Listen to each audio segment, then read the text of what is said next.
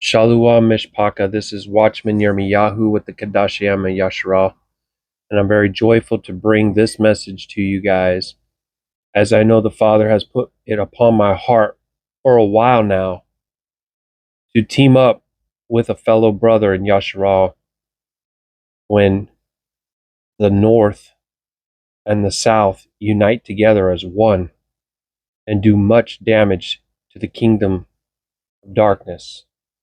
As it is written in the prophet Yeshayahu, chapter 11, verse 11 through 16, it reads, "And it shall come to pass in that day that Yahuwah shall set his hand again the second time to recover the remnant of his people, which shall be left from Assyria and from Egypt and from Pathros and from Cush and from Elam and from Shinar and from Hamath and from the islands of the sea. And he shall set up an ensign for the nations, and shall assemble the outcasts of Yashar'Al, and gather together the dispersed of Yahudah from the four corners of the earth. The envy of Ephraim shall depart, and the adversaries of Yahudah shall be cut off. Ephraim shall not be envious of Yahudah, and Yahudah shall not vex Ephraim. Hallelujah. But they shall fly upon the shoulders of the Philistines towards the west. They shall spoil them to the east together. They shall lay their hand upon Edom and Moab, and the children of Ammon shall obey them. And Yahuwah shall utterly destroy the tongue of the Egyptian sea, and with his mighty wind shall he shake his hand over the river, and shall smite it in the seven streams, and make men go over dry shod. And there shall be a highway for the remnant of his people, which shall be left from Assyria, like as it was to Yashar'Al in the day that he came upon the land of Egypt."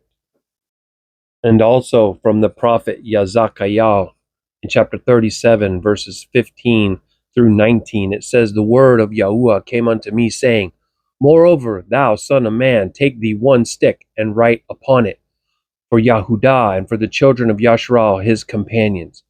Then take another stick and write upon it for Joseph, the stick of Ephraim, and for all the house of Yashar'Al his companions, and join them one unto another into one stick, and they shall become one in thy hand. And when the children of thy people shall speak unto thee, saying, Wilt thou not show us the meaning of these things?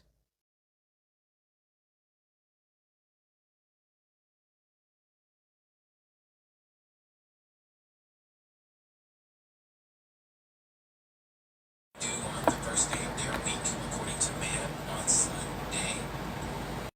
And we don't celebrate their holy days. Ak, Shalom. I Shalom. hope you don't mind. I'm trying something new here. This is a co-host feature. So, Woo, let's do this. yeah, we're each live on our own channels, but we're together as well. So, Wow. and that might help to bring some more people in. I don't know. Yes, well, you've been doing this longer than I have, Ak, so I'm gonna let you take the wheel and I'm just gonna be on your coattail. Oh no, no! We're gonna sojourn together. I'm definitely not consider myself to be more experienced in any way than you. That's for sure. I like the topic that you were on. I heard you talking about the seals, warning the people. The main thing we got to take away from what our brothers bringing out here is to be obedient. And I love what you said about cleaning our house up. Something that the Father gave me.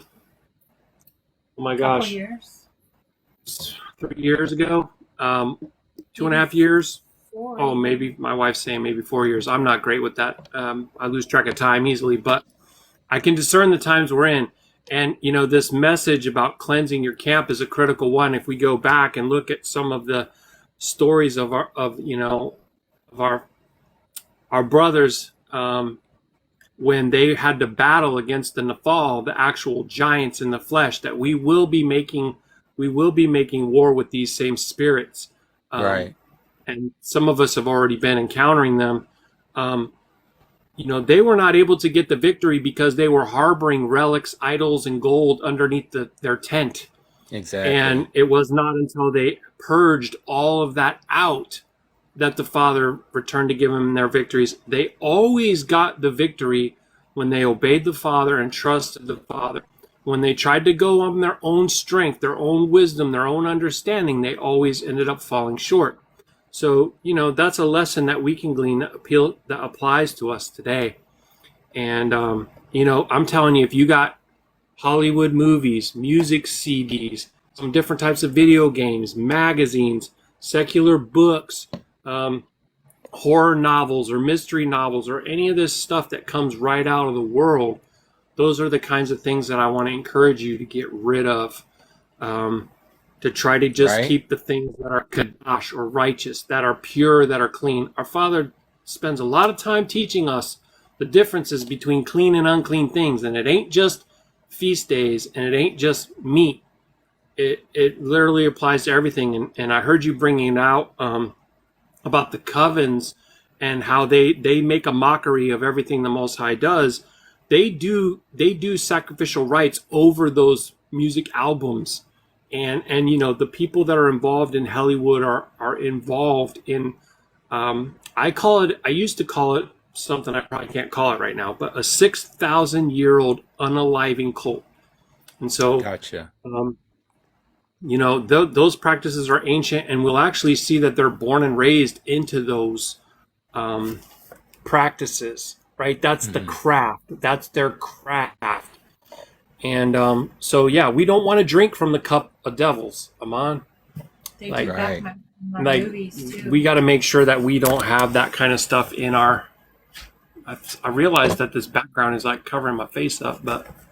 I still see your beautiful face there, That's funny. So I just wanted to bring that out. I mean, it's not anything contrary to what you've been saying. Thankfully, our understanding comes from the Ruach, the Spirit of Yahuah. And, the last time I was live on here, you came in and you had so much zeal. You had a sleepless night. You had been up for all hours in the morning. I was just sharing that just not too long ago. Yeah, hallelujah. And the Father gave you solid understanding about the first seal and the date. And as you started bringing it out, I was telling my wife, watch, it's going to be confirmation. Watch, this is going to be confirmation.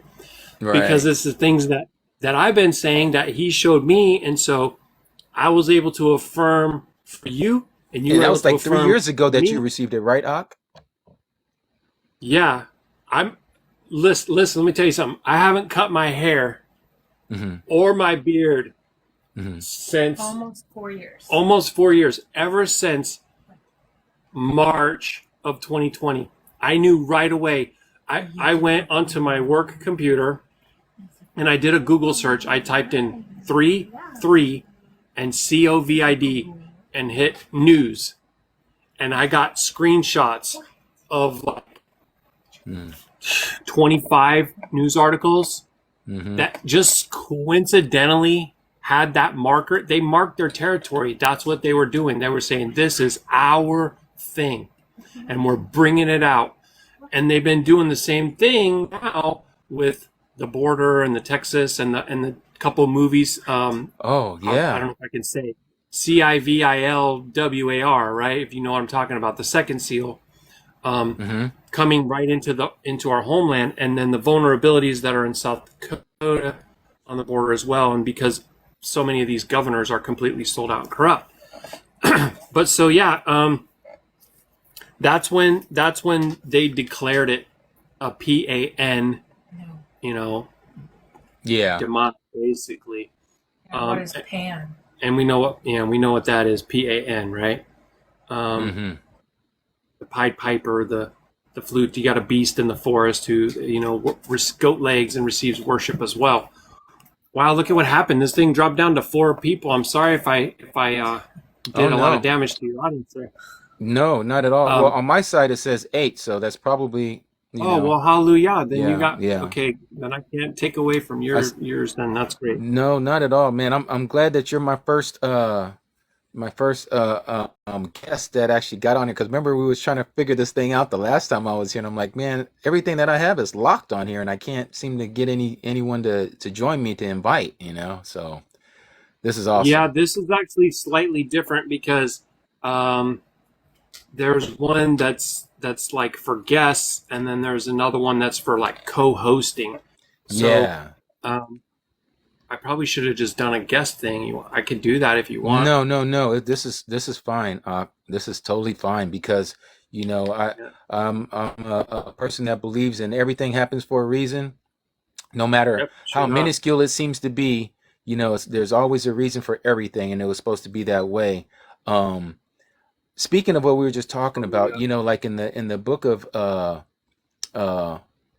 Yahshua or Yahusha, or however anyone wants to pronounce it. I pronounce it Yahusha, after Devarim, and but Yahusha noticed that the children of Israel all started falling by the sword in AI, and just like you were sharing earlier, why was this happening? He goes over there to the tent of meeting, and he got on his face, and he was face planted, and he was just crying out to Yahuwah about the children are losing. The children of Israel are losing their life out there on the battlefield. And so, what did our Most High say to him? What did Yahuwah say to him? He said, "Get up. There is transgressions in the camp of Yashar'Al." That's exactly right. And so he couldn't fight for them, nor could they stand up against their enemy. And if we start thinking about that on a spiritual level for our bodies, who we are mentally speaking, and what we're getting ready to go into right now, this time that we've been told that there'll never be a time like this ever again. And if we're expecting him to be an enemy to our enemies and that he would fight our battles, then we got to be ready. We got to clean this house. We got to be pure. We got to make sure that if we're going to have Malachims around us that are going to fight on our behalf, and when Yahuwah gives them the unction to say, go out there and fight for, such and such, and protect them and guide them and keep them, we better make sure we're clean. Clean as a whistle. Absolutely. Yep, absolutely. And a lot of people think of that, and they think of it as just being repentant about certain kinds of transgressions, and they don't really think about what I was mentioning, because we don't want to leave the door of our homes. Okay, let me back up for a second. So I believe that our eyes and our ears are like a gateway onto our hearts, right? So the things that we take into our eyes and the things that we take into our ears can plant seeds within our heart that come out of our mouth. Okay, and that's where the transgression happens. It's not what goes into your mouth that defiles you, but what comes out, right? That's what Yahusha said. And we don't want to leave the door cracked, so that the devil can come in and take a foothold within our homes, especially as men, as fathers, as husbands, because we're stewards over our wives and our children. We're responsible to protect them, to try to do a better job than Adam did, right? That's the idea. Right. So, and this is a struggle. Trust me, anybody who's out here who's listening to me, who is a husband and a father in this day and age, in this world with all the electronics and everything else, and to try and promote that a clean household, they're very tempted and they want certain things, and you're over here being like, yeah, no, that's not okay.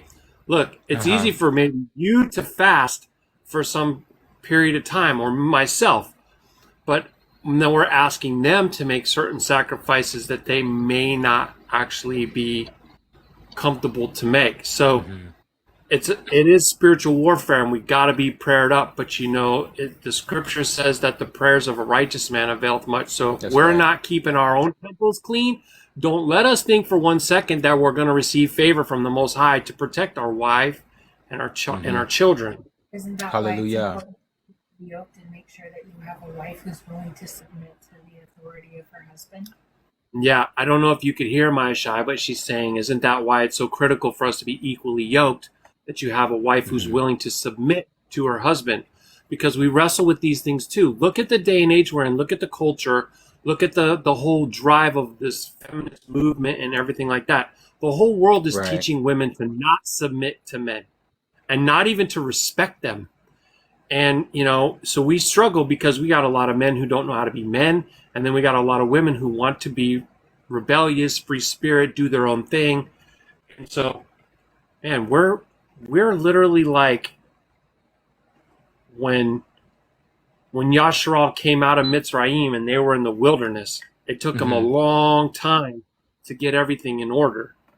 Yes. It took generations, right? And we got a lot of generational curses to break. We got a lot of things to learn and unlearn, because let's face it, we're all born and raised into this captivity. And they normalized so many things for us that, it's a struggle to convince anyone in the Mishpachah that it's actually really important that you don't watch that Hollywood movie or listen to that secular music or what have you. Yeah, first of all, I want to say to Cody Brianna, thank you so much for all the likes. That's so beautiful. Thank you. And also Cody Daydream, thank you so much. Means a lot. This is my first time having this live, so I appreciate that. I see Wilder said, my husband passed away in 2005 and I worry my children have suffered. It has been hard without him. Oh man, that's tough. Cody, I just hope and pray that Yahuwah is giving you strength and that he's allowing you to be both the mother and the father with your husband being gone. That's one of the things that we're supposed to do, is to help one another with those that are orphans and those that are widows.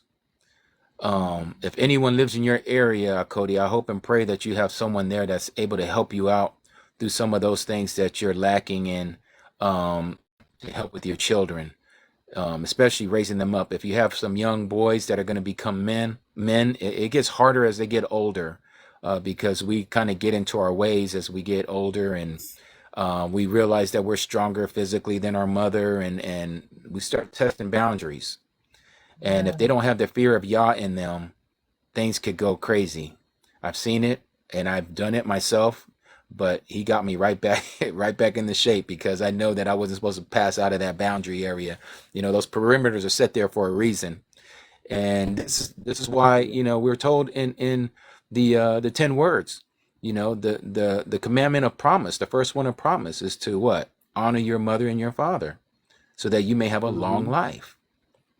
So this is things that we are to teach our children, and not allow them to disobey.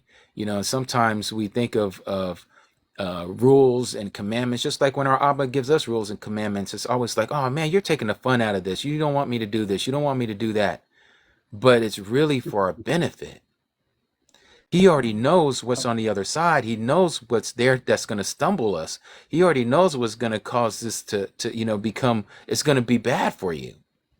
And sometimes, like he did with King Dawood, he wouldn't allow King Dawood. I remember, and I can't remember where this is, but I do remember, I'm paraphrasing, he was saying to one of the Malak that he would not allow Dawood to sin before him or to trespass before him, that he was not going to allow it. And so all of a sudden, King Dawood wasn't able to do what he thought he was going to do, because Yahuwah didn't want him to commit that trespass. And so it's the same thing with us today. I think sometimes when we think we want to go in a certain direction in our life, and we keep getting a stumbling block, or the door is closed and it's shut on us, and we're trying so hard to force it open, it might not be that he wants us to open that door. That door might be shut for a reason, because sometimes when we open up certain doors, you can never close them ever again. And it's like one of the things that they say in this world, a Pandora's box has been opened. And sometimes we don't need to experience certain things that we've experienced. Speaking for myself, there's a lot of things I wish I could go back and undo. Things that I've never experienced, or that I have experienced, I wish I would have never experienced them. Because you can't unsee what you've seen. Yeah. You can't change what you've done even though you might be a new creature in the Mashiach, and even though you might have turned away from your wicked ways, and even though you're now walking with this newness of life, sometimes those things are still in the back of your mind. And I truly believe this is why we wage war with the Ruach. The fleshly Yeah. man wants to always resurrect, right? Yeah, absolutely. I try to remind myself that the Father put me through those things for a purpose, and it may be able so that I can witness to a younger man who comes to me and says, "Will you be a mentor to me?" And I think, "Oh my gosh, I'm unworthy to do that." But the Father reminds me that you've been given much, and you need to serve and give back and do that. All those things that happened, although they're forgiven and they're washed away, and I'm able to have victory over them, like you just said, they still creep up and come up because you have lived through things that you can't unsee. And even though the ruach might be willing, the flesh is weak, right? And Right, so right. yeah. I see our Cody Wilder says that her son has Down syndrome, but he loves Yah. Hallelujah. That's awesome. I truly believe that um, those who are not fully normal, as we would call it, or they're maimed, lame, deaf, blind, mute, they've been placed here to see how us normal people are going to react to them, how we're going to treat them. I truly believe that. Are we going to laugh at them and mock at them, and say that, oh, they're handicapped, I'm able to walk and they're not able to, whatever their weaknesses may be? It really shows our weakness because we're not showing compassion. We're not showing love. And I think that's Yeah. what, our Abba is always trying to teach us, is to love his creatures, to love his people. And we too need to love one another as he loves us. I mean, that's the command that's been given. And Mm-hmm. I know two women in my life that both of their children have issues, and I don't know if it's from from a jab that they got when they were little, with all the jabs that they put in their heel, Right. or if it was something just genetically that came about from DNA, from some type of issues in their family genetically. I don't know, but I would always tell them is that Yahuwah chose you to raise this child because he knew you were strong enough to handle this child, and that you would be able to walk this life and give that child all the love that he or she needs. And it's going to build your character. And in the end, if you truly love Yahuwah, he's going to reward you so wonderfully for taking care of one of his ones that didn't have everything, didn't have all their capabilities. So That's I would beautiful. just commend you to just keep going, Cody, with what you're doing, knowing that everything that you're doing is not in vain, that there is, and we don't do this for rewards, but to know that you do have that heart that's pure to take care of, a children that's like that. Because look at what some of these women are doing today, and fathers are doing today, through what do they call it? What is that called? Where um, ultrasound. If they see that the child is deficient in Yeah. any way, they're ready to destroy the Yeah. child. Yep. As if it's Oh, normal. yeah, like, oh no, curse be me if I have to bring this child into this world. It's going to make my life so difficult. They're always looking at themselves, Right. And making well, it all about them. the healthcare providers make it seem like it's just a routine practice that everyone does too. I remember when my brother was expecting and he was coming to me and explaining this to me. His wife is in the healthcare industry, and it's like I was amazed that it never even crossed their minds of what it actually was that they were considering to do. To All them, it right. was just a part of the process. This is just the protocol. This is the procedure. This is what you do. It's sad. It's wicked. It's the system is so flawed, right? It Um, is. And to share something personal that I did in my younger years as a dumb young man, and talking about being selfish, I paid for 3 unalivings.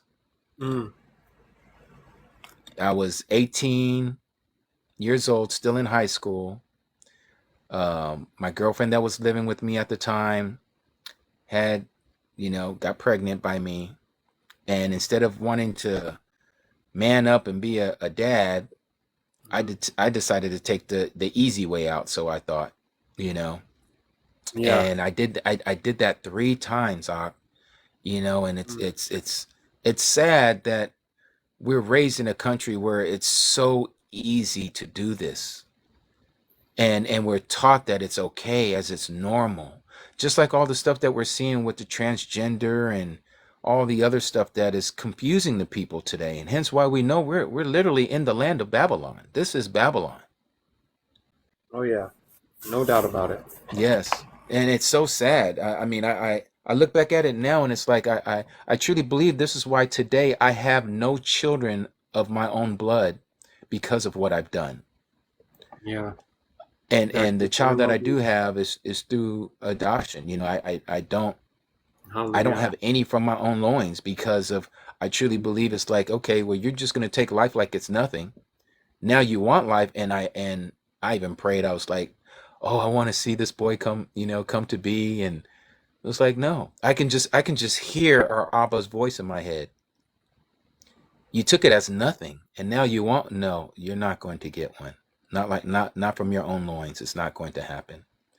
And so here I am, about to turn 52, and I don't have any, biologically, but that's okay. It's fine, because at the end of the day, I have brothers and sisters, and those that I even unalived, I truly believe that they're the ones that are waiting up there, as that I took from my own hand. Their blood was on my hand. Shalom, Jay. Yeah. Yep. So I just wanted to share that we all have. That's really powerful. That's a powerful testimony, and that's not an easy thing that you're wrestling with. So I'm thankful that the Father is strengthening you and comforting you through that, because just think about it. If you weren't intimately close with Him, and He wasn't dwelling within you, then how would you actually deal with that news? It would be utter rebellion and destruction, and you would just, right? You'd be so angry with Him that you would destroy yourself. Yeah. Right? Think about that. And probably cursing Him and everything else, a lot of people do. Yep. Like the people are going to do in the very end. Even after so true. So many miracles, their necks will be stiff and hard, and they will curse Him with boils breaking out upon their flesh, and just sulfur raining down from the Shemayim, and they're just going to be like, to Him. Just think about that. Yeah, it's hardcore, man. It is. I wanted to read real quick a passage here in Daniel chapter 11, and it's pretty much talking about what's getting ready to happen. And when I read this, it just kind of took me aback a little bit, because as we're getting ready to see the things that we're seeing right now, I think this is why it is very crucial for us to make sure that we are there for one another. I wish that we all could be in one place and we could all fellowship together, but this is the next best thing, We might not be able to physically be there with one another, but through these kind of inventions that we have, I think this is probably the next best thing that we have right now, to where all of us throughout the world, wherever we're at, wherever we're listening right now, to be able to share and to uplift one another. So let me read this out of Daniel chapter 11, and I'm going to start at verse 32. And I'm going to be reading out of the TS 2009, the scriptures. Ak, you probably have yours, the Sephar, right? You're reading out of Sephar? Yeah, okay. I'd like to hear what it sounds like in there. I used to have one. I gave mine away to a person that needed a scripture, so I gave him that. But I'd like to hear what the translation is in there as well. So let me read this here, starting in verse 32. And it says, "And by flatteries he shall profane those who do wrong against the agreement. But the people who know their Elohim shall be strong and shall act. And those are the people who have insight shall give understanding to many. And they shall stumble by sword and by flame and by captivity and by plundering for days. And when they stumble, they shall be helped with a little help. But many shall join them by flatteries or lies. And some of those who have insight shall stumble to refine them and to cleanse them and to make them white until the time of the end, for it is still for an appointed time. Let me read that again, verse 35. And some of those who have insight, think about who has insight, those who understand the Torah, those who understand the prophecies, those who understand what is happening right now. It says to refine them. Some of them shall stumble to refine them and to cleanse them and to make them white until the time of the end, for it is still for an appointed time. And then the last part here, it says, and the sovereign shall do as he pleases and exalt himself to show himself to be great above all and every mighty one, and speak incredible matters against the all of Elohim or Elohim, and shall prosper until the wrath has been accomplished, for what has been decreed shall be done, and have no regard for any mighty ones of his fathers, nor the desire of women, nor have any regard for any mighty one, but exalts himself above them all. We know who this person is. Yeah. We know this is the anti-Mashiach. Yeah. But what really got me, Ak, was, there are those of us who understand what's happening. Like right now, I believe a lot of us are doing that right now on this platform. Not only ourselves, but those who have the truth, who know the name, who know the Torah, who know the commands. And so we're instructing our brothers and sisters as he's instructing us through the Ruach. Wow. And it's to prepare them, like we were talking about the other day, about these things that they're going to have that's going to take off the top.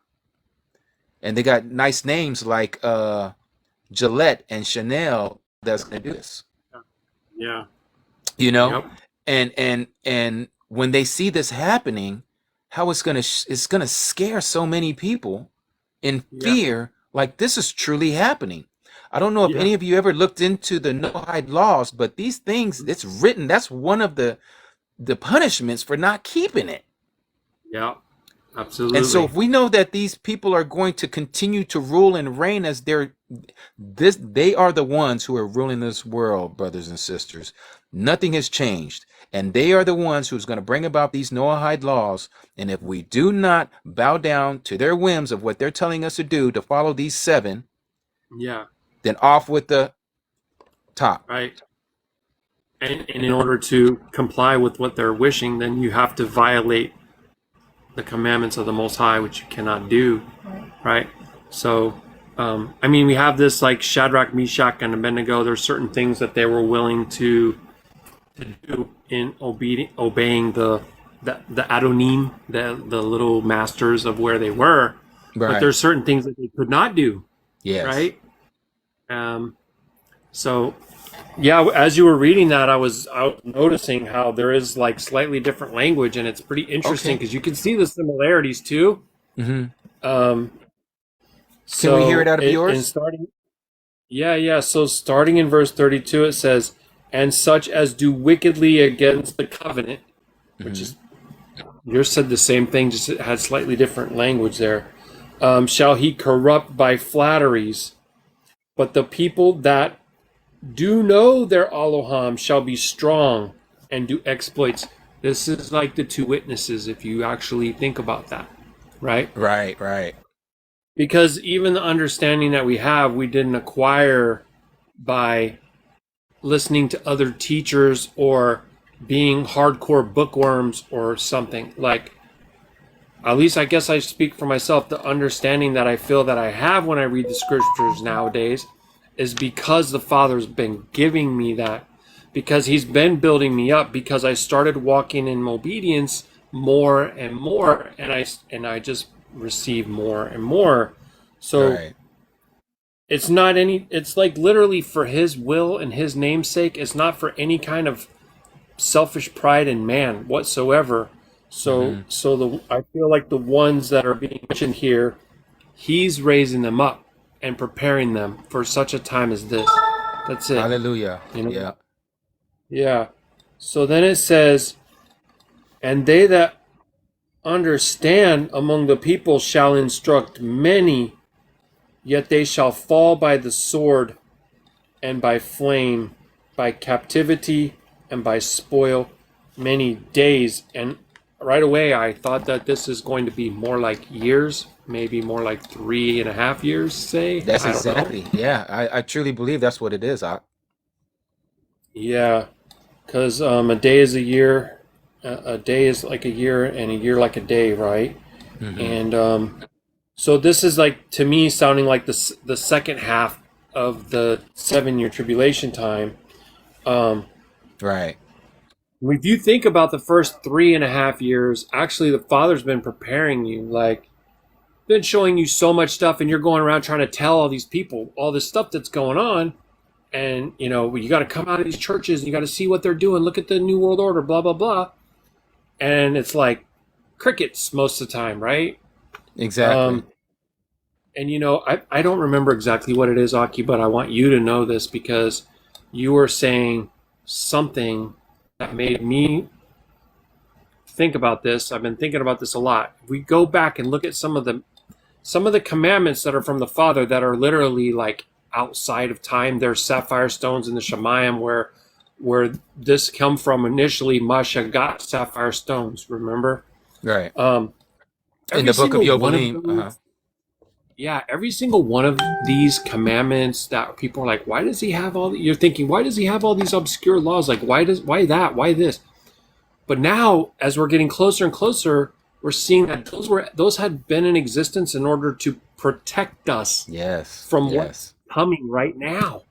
It's wild. It's so wild. Right? Like, even just to protect us from the unclean foods, right? Yeah.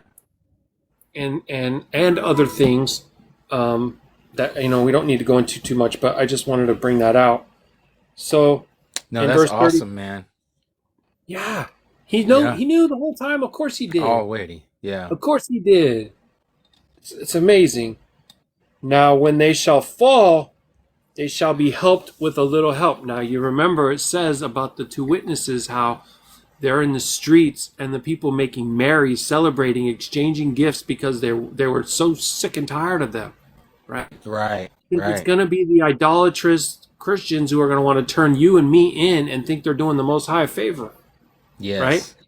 Now, they were in the streets laying there, but then they were caught up. They were risen, right? Resurrected. It says right here, now when they shall fall, they shall be helped with a little help. Could that be the helper, the Ruach Hakodesh? Exactly. That's exactly who it is, Ak. But many shall cleave to them with flatteries. Now, you notice that, right? I was just telling my wife, because I'll be on here and I'm like, okay, I'm going to just, especially when I was trying to get to 1,000 followers on TikTok, if I saw somebody had Yah in their name, I was just like, follow. I was following all these people. I follow them, they follow me back.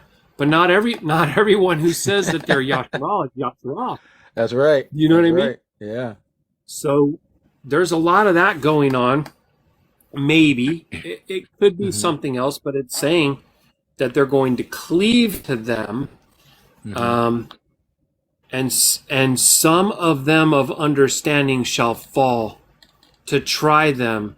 You know, it says in Revelation 2, the wearing out of the Qadashayam, the wearing out of the saints, right? And to purge and to make them white.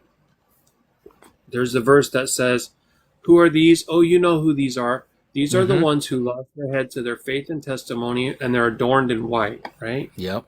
And they came out of the great tribulation. They came out of the great tribulation. And I've considered very oftentimes that could be my fate and yours as well. And when I do think about that, I always think we live in exciting times. It's an amazing time to be alive. Wow. I mean, of all the different Right. times that our brothers and sisters lived, many saw amazing things coming, Exodus, like real actual Exodus and conquering giants and things like that. But really, what an honor it would be, right? Right. To be able to willingly lay down your flesh for his esteem, some small way Yeah. compared to what he did. To be like him. We're Mhm. called to be like him, right? So Right. may we be bold and fearless in that day. Hallelujah. There was a movie that came out, and I guess the person that was producing the movie was unalived, had some kind of accident, whatever. I don't know if you've ever seen it, but there's a figure there Mhm. near the device that comes down, and he's wearing an apron, and he has this really creepy face, and it's like it's going to be something that will try to strike massive fear into you. Like it's going to be a Right. fearful. Sorry, I go on and on. No, by all means. I was just going to add, where where he was talking about the word flattery there in verse 34, that Mhm. some of them will join us through flatteries. This is where they're going to infiltrate. And we know that a lot of these alphabet agencies, that's what they do. They get into these, grassroots movements, whatever may be going on that's happening. And it's no different than what happened back in the days of the Roman Empire. They came in and saw how the Nazarene had this freedom in the Mashiach, and they came in and they infiltrated and went back and told the emperor what's going on about this movement that's going on, and started Yeah. sharing with the emperor. And so what do they have to, they have to snuff it out. They got to take this fire out, because if not, the whole empire is going to be changed. They're all going to become converts. Yeah, yeah. So they don't want that. And it's the same thing, especially when they start seeing these exploits that are happening, which is going to be the move of the Ruach, people being Right. That they can't healed. stop. Right. Right. Yeah. And once they start That's the seeing that. beautiful thing. Hmm. Yep. Yep. That's the beautiful thing about it, is that it's not really going to be like us against them, because we can't really do anything in our own power, right? It's going to be this thing that it's his will being done. It's his promises being fulfilled, and they can't stop it. Like there's nothing that they will be able to do to stop it. And that's the thing too, Ak, is that, you have people saying, well, where's this promise about what Yahusha said about greater works than these shall you do? It's Oh yeah, coming. you just It's nailed it. coming. Yeah. The things that the two witnesses do are kind of like take all the other miracles of the prophets and just put them right in Yep. this one condensed period of time. And that's because you also have evil such as has not been seen upon the face of the earth before. So the Father's going to be pouring out his Ruach to counter and keep everything that's in balance. And Yes. I'm kind of like, right now, I feel like we're already at a certain place on the timeline. So I'm thinking, this is going to escalate really quickly. Like, Definitely. this is going to go to a whole new level, like in a way where we're going to really actually be amazed, even though he's giving us insight and we say, I know this is coming. I can tell the season that we're in. I think we're going to be shocked when we see the power that comes and the authority that he gives us, like through us, his authority to exorcise demonic entities. Because think about it, they're trespassing. They don't have dominion, right? What did they tell Hmm. Yahusha? They said, what will you have to do with us, son of man? It's not the time. It's not the appointed time. Right. They know that they're able to do this and that until that time comes. But why are they going so desperately about when they know the time is short, right? So Exactly. I don't know. It's gonna be something. It really You is. you sound like you're going in and out for some reason. Am I going in and out on your end as well No, when I'm talking? no. You sound steady there. Is this any better? I don't know what's going on. Maybe it's a signal. My bars seem okay. Can you hear me? Yeah, I can hear you, but earlier when you were talking, it just kept going out intermittently, and I was just wondering if it was something on my end. So, No, yours seems great. So I don't know what was going on with that. okay. Yeah, you sound pretty okay now. So, but yeah, no, So are you going to continue to read, or did you have yep, something else? yep. Yeah. Sorry. So I was in 35, and it says even Hmm. to the time of the end, right? Because it is yet for a time appointed. And the king shall do according to his will. He shall exalt himself and magnify himself above every. This is a little lowercase all, right?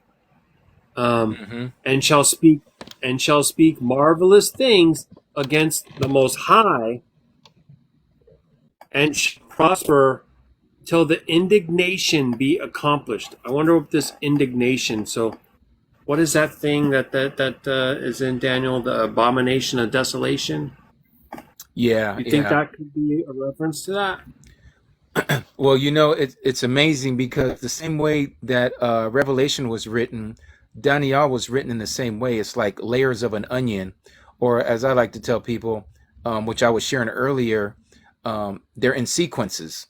And so it's like if I was to share with you and say, this is how this game went, and we're just going to use a football game, for example. You're sitting in the Mm, stadium. Well, you're only getting one side of the whole game, okay? Which your perspective from your angle is all you're going to see. But there's a whole right. nother side. So if I could take you back in time and say, okay, now I want you to see that same thing, but now from this angle in the stadium. And now you're seeing it from this Absolutely. angle. And Yeah. on and over. You can see what's going on the field. You can hear what the coaches are saying. You can hear what the players are saying. So it's the same thing with Daniel and Revelation.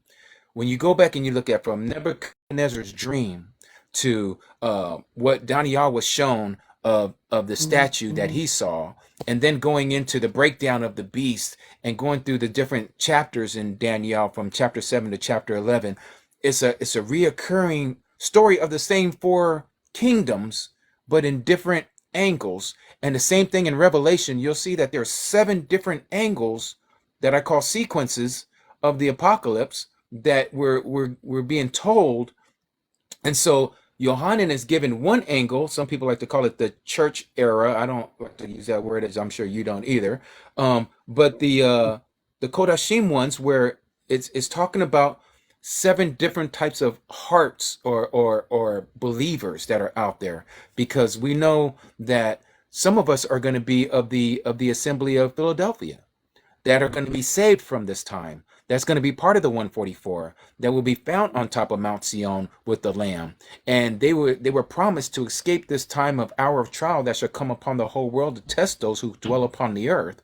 So they will physically, just like Enoch and Eliyahu were gone. They're not going to get to experience what death feels like, and those who make it all the way to the end as well. Um, Mm, but then there's those that would be like of the assembly of Thyatira. Okay, they'll give their life, but we know that he was happy with their works and that they're going to be there. But what about the other five? The other five, he was like, he did not like their works, and he says he has these things against you. That you were neither hot nor cold, and because you were neither hot nor cold, I'm going to spew you out of my mouth. Those who right. love the ways of the Nicolaitans, where they follow that, or they listen to Yazabel or Yazabal, okay, and her teachings, Yeah. so but these angles, and going back to what you was talking about, this abomination of desolation, we know that our Mashiach talked about it in Matisiyahu chapter 24, in Mm, Mark chapter 13, in Luke chapter 21. He talked about this time when we know, as we've been told, the Great Tribulation, the last 3.5 years or 42 months or 42 periods, times and half a time. The 1,260 days that only fits in a calendar that we know that was given to Kanach and to the Zadok priesthood. It doesn't work on any other calendar, as you would agree. The 364 days only. So we know that all of this lines up with the word, and we know that this time of abomination of desolation, which is going to be the defilement of our Hakal, okay, this temple, not no third temple that's going to be created in the so-called Holy Land. That's not to say that they won't create one, because I truly believe for them to steer the eyes off with a lot of these Christians and all these other people who are expecting this physical building to appear, they're going to have one. And we also know in Second Thessalonians, and we can probably go there in a little bit, that kind of lines up with what we just read here, Ak. Second Thessalonians chapter 2, which I'm sure you're very familiar with, that he has to be revealed. This anti-Mashiach must be revealed, but two things must happen, right? And so, long story short, he comes with all this lying powers and signs of Shaitan, doing what Shaitan can only do. And now the authority has been given to him, which is the first beast in Revelation chapter 13. And he goes out and he's getting everyone to believe all these signs that he's doing, to believe in him. Well, we know there that it says he is going to sit in a place that he's not supposed to sit, claiming himself to be, the Most High. And so, and want everyone to worship him, just like it says in Revelation chapter 13. And so, yeah, we're there. We're about to see these days getting ready to come out, that is going to cause a lot of people to fall away. So hallelujah, Khan, I agree. I'm sorry, I'm like getting all anxious to speak because of all this stuff you're going over, and it's awesome. Oh, I'm sorry. Go ahead. I'm thankful. I thank the Father so much for your wisdom and understanding, especially remembering all the different chapters and things. So I would say that I believe that there's a physical manifestation of the spiritual aspect, right? So it's actually twofold, just like the prophecy is threefold, really, because it was fulfilled already in many instances. It was fulfilled. Then it's also for the last day, the last days, and it can also be true to right now and to the past 3 years of what we've been going through. When you talk about the abomination of desolation, which is, do you not know that your body is the temple that houses the Ruach of Yahuah? So there is a change that happened. There's a change that happened with the venom, right? That comes from the asp, which is an abomination full of every unclean thing. And I've seen even the documentation of that. And I consider that to be a change and a defilement such that I believe it makes it so that the Ruach of Yahuah will not dwell there, will not come inside there. 100%. 100%. And so now the thing that's on the throne, what you have made your, what you worship, your Savior, you have received your reward now. You've received your just reward. Even in the it's changed, right? You're no longer his creation. Yeah, because it does change the DNA. We've seen the evidence of the 10-5-6-5 in his the name, DNA, right? His name. So I wanted to mention that, and I do think that this, what we were just reading in Daniel 11:35, when it was talking about, no, I'm sorry, it's a 36, right? When it says, and shall prosper till the indignation be accomplished. That's the final work of the enemy, right? Because once that is done, that's when Yahusha told them that his return will be, right? Right. Isn't that how they framed the question to him? And he said, after the abomination of desolation that you read about or you heard about in Daniel, right? So I'm kind of putting this together as I go too, because I've never really looked that close at this for a while. So thank you for bringing this out. For that is determined shall be done. And I'm always comfort in those, because everything that he says will come to pass, and nothing can stop it. Nothing. Right. So hallelujah. Yeah. And it's amazing, and when I continue reading this, I see NATO all in this document. Yeah, that's that's actually another thing you mentioned earlier. What you were likening our land to Babylon, and I just wanted to say it's not exclusive to the United States because it's literally like a global, and it Right. entrenched itself in the upper echelons of all these different kingdoms because they're Yes. really actually, um, it's all Babylon. Like It's all one. so, Yeah, exactly. Yeah. it's all one. That's a great way to say it because that's even Yeah. what they claim themselves. Y'all dispersed at Babylon and Yeah. they're trying to bring it back together. The rebuilding of the Tower of Babylon. That's Yes. what my wife is saying. Like he scattered and dispersed them, and then they're trying to join back up together. I had somebody asking some questions, and I Yeah. wanted to see if we could talk about it. And Jay, I'm sorry, I'm going to get to you in a second. Let me, child of Yahweh. I'm sorry that I didn't get to your questions. I'm not trying to ignore you, and let me go back and look. So now you wanted to know. You had another question, but this one I see.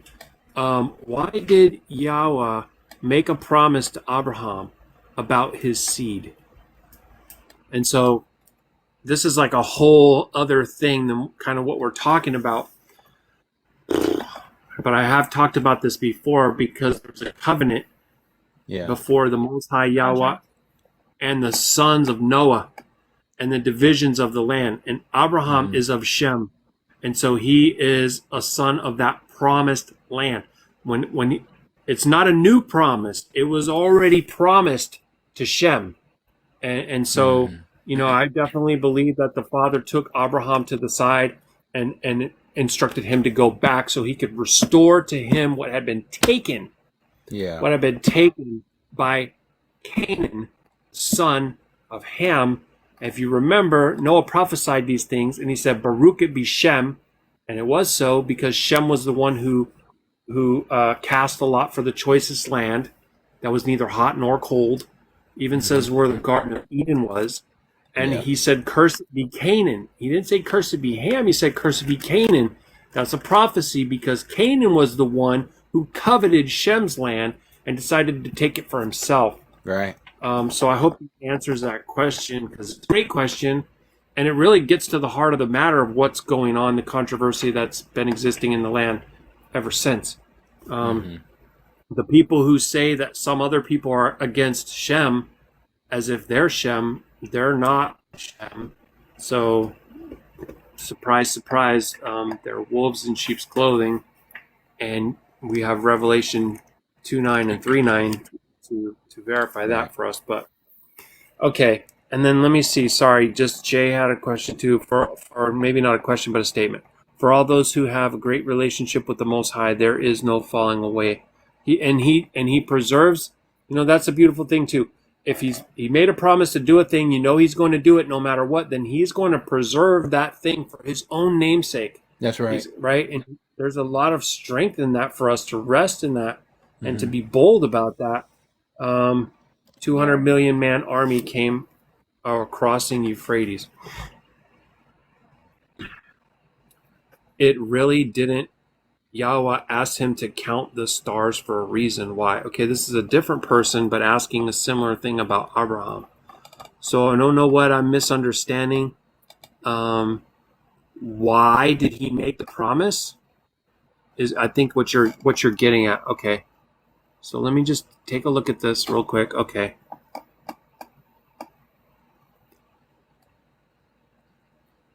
So why is there a promise made to the sons of Abraham? Is that what you're asking me?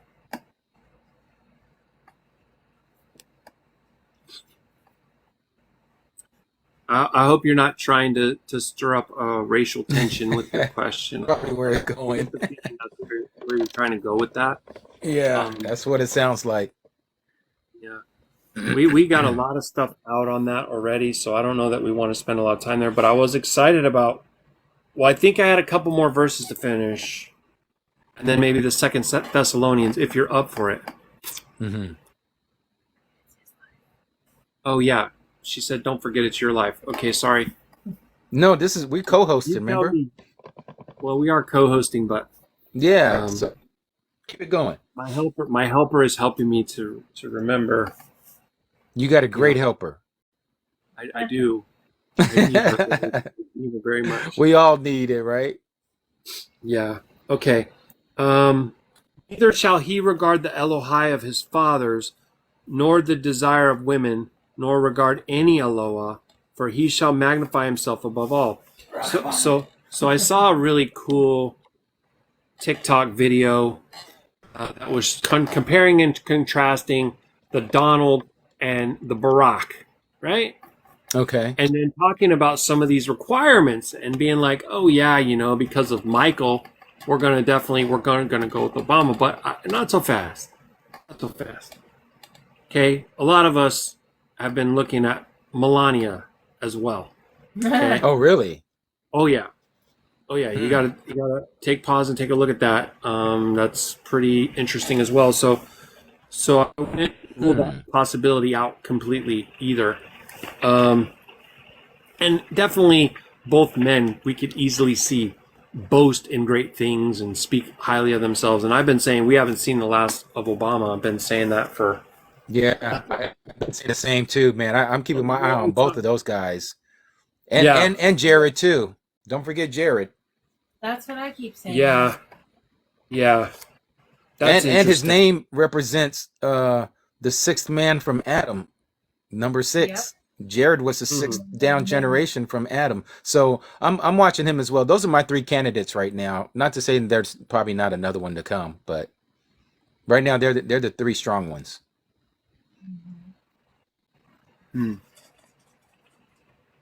Yeah, I agree, Jay. I don't think that Biden is running anything.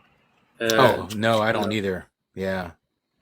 And it's been crazy because I've seen, at least 12 different times I've seen him look, looks different dang every time you see him. It's totally insane. And I put a video. I get amazed because, okay, so there's a guy who's, I think he's Secretary of State, Blinken or whatever. Blinken. And I listen to that man speak, and when I watch his mannerisms and the cadence of how he talks and his delivery, he's Obama. Like, I'm like, okay, I think Obama's just giving him all the lines and he's spitting it out. Either that or they're just using some really amazing video technology to put another face on top of him or whatever. But it's uncanny how much it is the same. And there was another guy too. I don't remember now. He's a governor, but it doesn't really matter. So yeah, okay. So we had no regard for the Elohai of his fathers or any Elohai at all. It elevates himself above all. I can't think of either one of those guys. Who do they elevate? Who do they not elevate themselves above? Like literally. Okay, but in his estate, go ahead. What were you going to say? I was just going to read 38. Uh-huh. It says, but in his estate shall he honor an Eloah of forces. Yes. What does yours say? Is that what it says? Strongholds. Strongholds. Okay. Which I think it to mean military, personally. You think it could have something to do with Space Force? That could be part of it, yeah. I mean, it's part of, what is that, the 5th branch of the U.S. military now? Yeah, and everything about the space is a deception, but there is cyberspace. Right. So there's also the possibility that I've considered very heavily that it's just about militarizing control of the internet and speech and all that.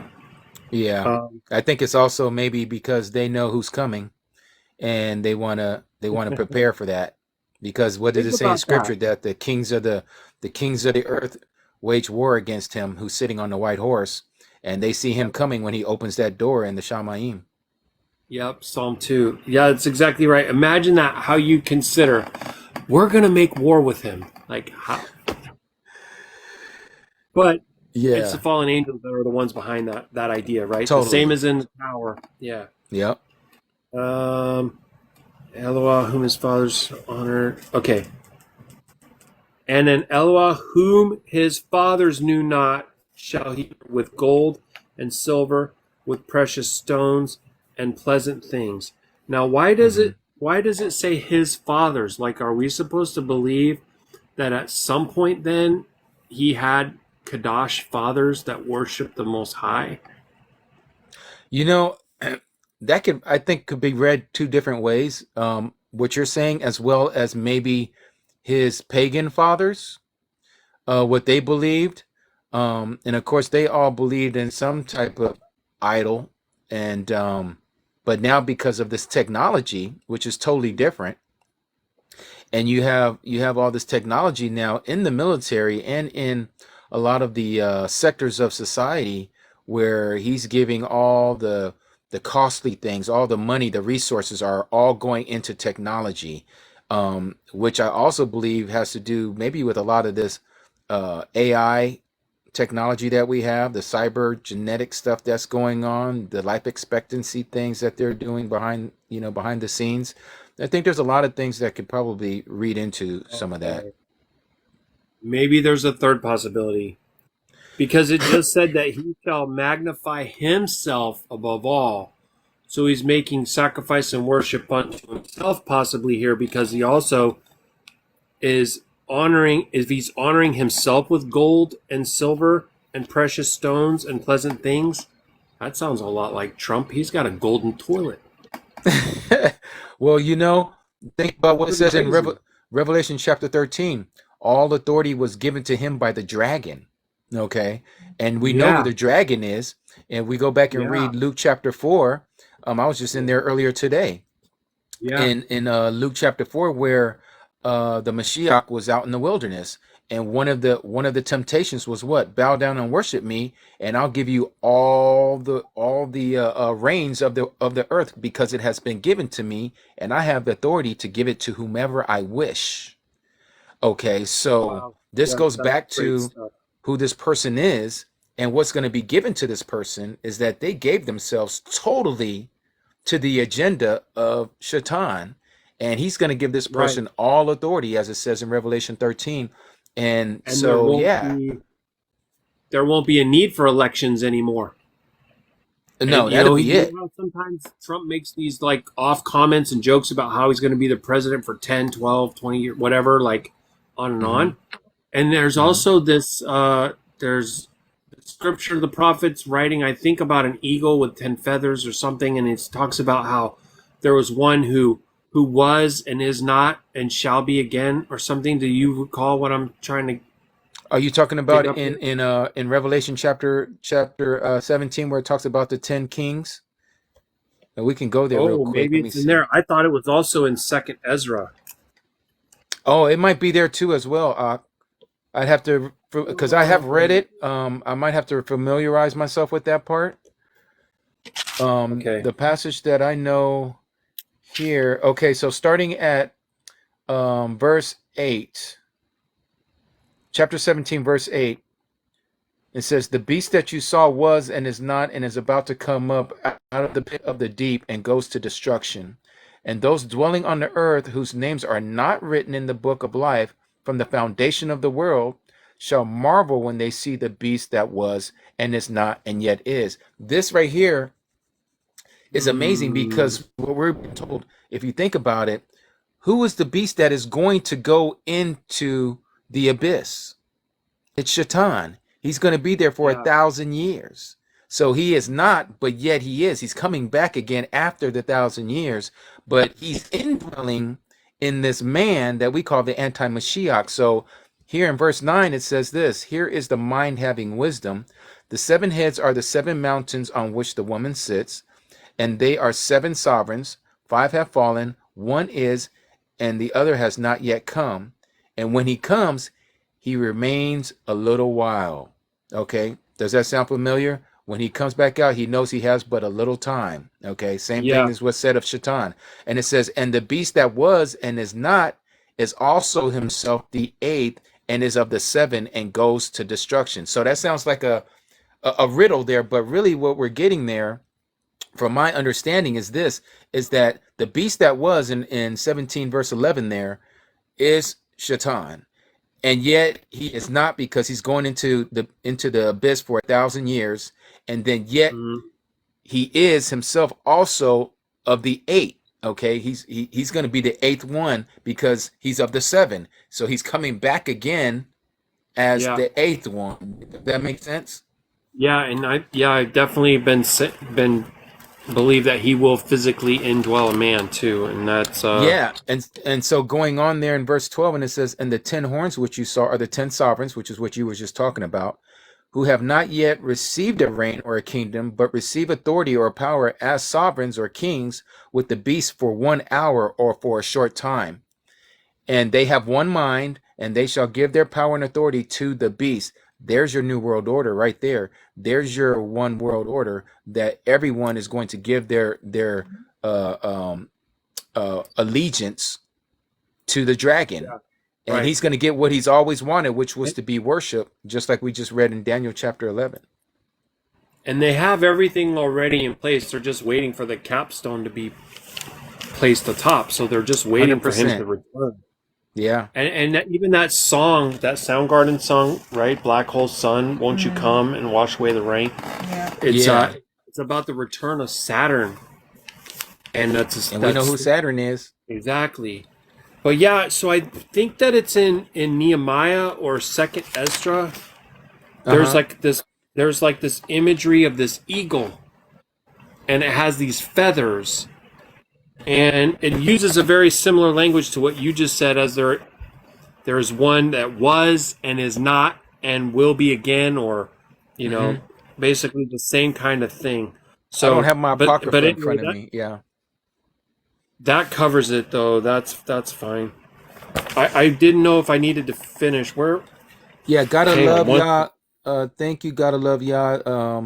They concur. It's in Second Esdras. second. Esdras. Yeah. Second Ezra. Second Ezra. Azra. Yep. I got Mhm. my finger in it right now, but I feel like it's like maybe 6 or 8 or something. I've been wanting to go over this again. That's an interesting book as well. There's a lot of meat in there. There sure is, man. It's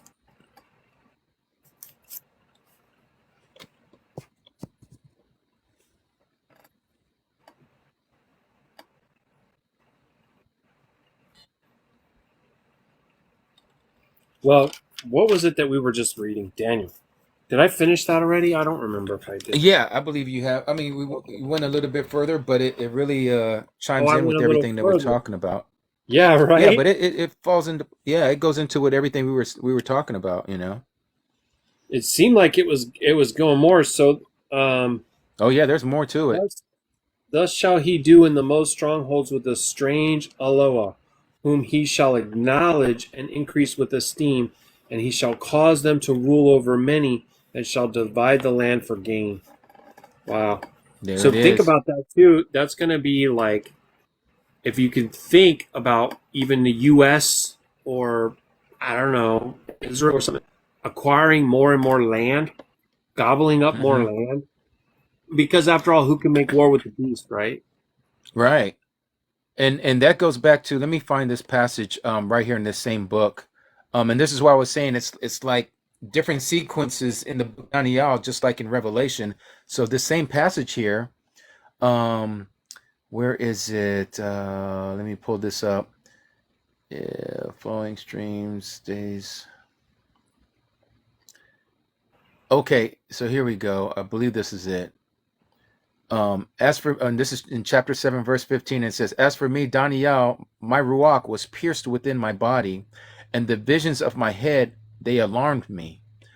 I drew near to the one that was standing by and asked him the certainty of matters. And he spoke to me and made known to me the interpretation of it. These great beasts, which are four sovereigns or kingdoms, which rise up from the earth. Then the set apart ones of the Most High shall receive the reign and possess the reign forever and ever, even forever and ever.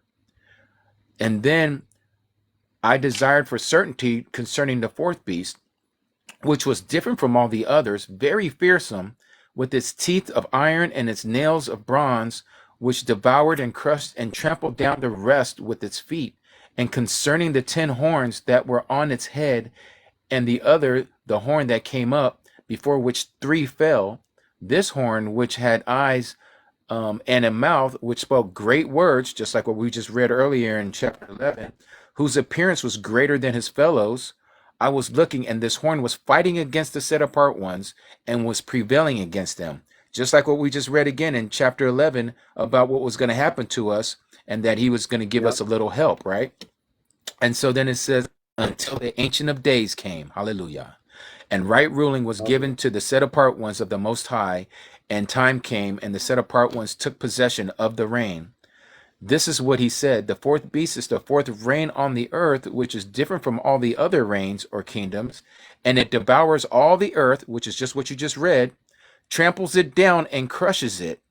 And the 10 horns are the 10 sovereigns from this reign, and they shall rise, and another shall rise after them, and it is different from the first ones, and it humbles the 3 sovereigns. And it speaks words against the Most High, and it wear out the set apart ones of the Most High, and it intends to change the appointed times and Torah. And they are given into his hand for time, times, and half a time. So, long story short, everything that we just read earlier in chapter 11, that was a regurgitation of what we just read now here in chapter 7. Again, to show that it's showing the same thing, but from a different angle. And this is what I was sharing about the sequences. So the amazing thing about all of this is that we're seeing it happening. They're talking about redistribution of the wealth. This is what the whole World Trade Organization was all about from back in the early 2000s when they allowed China to come in when Bill Clinton was president. Okay. And so when he came in, that's when China started growing and developing into this powerhouse that it is now since 2000, when they were entered into the World Trade Organization, which again is exactly what we just read about, how they crushed the whole world up and changed it, the redistribution of the wealth, and how why all the manufacturing companies went overseas. We just saw everything demolished here in the United States from that. Hence, we have so many mill works of steel houses that are shut down now. We got a lot of manufacturing industrial areas that are shut down. They're like ghost towns. And so now they want to bring it back. And this is what all Americans want to hear. Make America great again. Make it great again. But are they really going to do this? Not according to the word. It's not going to happen. So what is this telling us that's getting ready to happen this year during this election? It's telling us a mouthful, brother. It's telling us a mouthful. Yeah. And even this revelation that this is chapter 12 and verse 4 in Daniel. It says, but you, O Daniel, shut up the words and seal the sefer even to the time of the end. There's like parts of the information that he was given that just was not to write down, was to preserve it until the end. And like the book of Hanukkah is preserved for this last generation or whatever. Right. Wow. I don't know, man. That's one of the things you brought out, though, and I've been trying to say this for a while too, is we have to stop thinking of these prophecies linearly, like it just goes this and this and this and this. No, that's not how it's being presented to us. And the football analogy is a great one because you know what? There's certain people that might watch the game. I don't know, in a tavern, and there might be multiple TVs on, and there's multiple camera angles happening at the same time, and they get instant replay, and they get slow motion instant replay, you know, and they'll see that same play happen over and over and over. I mean, that's kind of like what we're talking about. That's what we're getting. Yeah, and in fact, I wrote that down in this little. I really did it for myself. Maybe one day, Yahuwah willing, I'll somehow get it on the internet for others to read. But I said exactly that, exactly what you just said. You know, you got all these different camera angles on different TVs from different stations, and they're telling you different, the replays and oh, look, and they go into detail about, was his foot in or was it not in? Did he catch it with both hands? Did he, and it's the same way with prophecy. You know, it's like all the little I can't even say it. I can't even say it, brother. You know what I'm trying to say? The intricacies. Intricacies. Thank you. That was a tongue twister for me. But that's so those see, I still forgot it already. Intricacies of prophecy. It's in the detail. It truly is. When you look into prophecy, the detail is what's amazing. which we know this is the only book that is like this. There is no other book known to man. The Quran doesn't have it. I've read it. The Jehovah's Witness Watchtower doesn't have it. I read it. The Book of Mormon doesn't have it. I've read it. I've read a lot of these other books that are supposed to be inspired scripture, and they're not.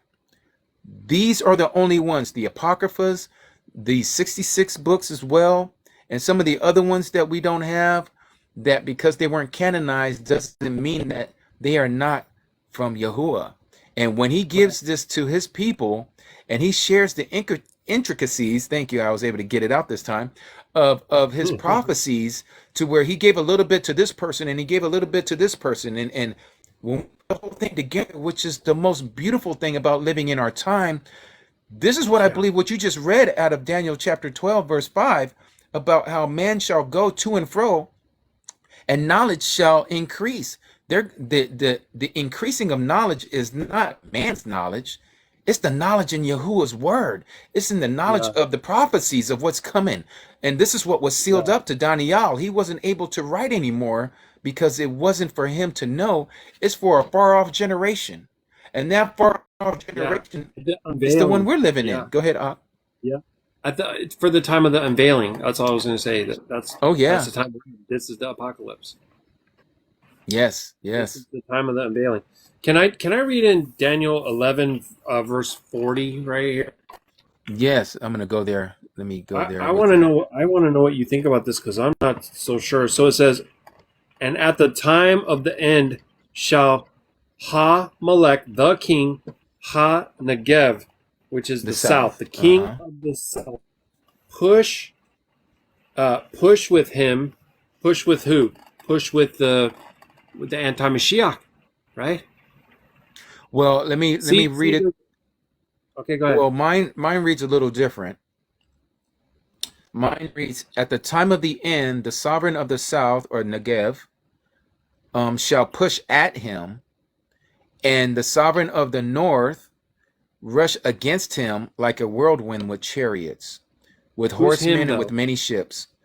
I believe the him to push at him is the sovereign of the north, because they're fighting against each other. The sovereign of the north and the sovereign of the south are fighting against each other. Just so I understand, because in verse 39 it says, "Thus shall he do in most strongholds." So it's totally talking about anti-Mashiach still, and it has been since I'm not even sure. All the way since back to the very beginning of the chapter. Okay, the whole chapter. Yeah. Wow. Okay, so then it goes from him being the he, and then in verse 40 it says, "And at that time the king of the north will push him, and the king of the south shall come over him like a whirlwind." To me, it sounds like the king of the north and the king of the south are going to come at the anti-Mashiach. And I see what you're saying. I want to know if that's true, because sometimes it seems like these New World Order leaders are wanting to war with each other, but I've really often thought of it as like a type of deception, because we know they conspire together to hold the truth of cosmology, and they pretend to be at war with each other so that they can do the sacrifices that they do, the blood and treasure of the men of the land.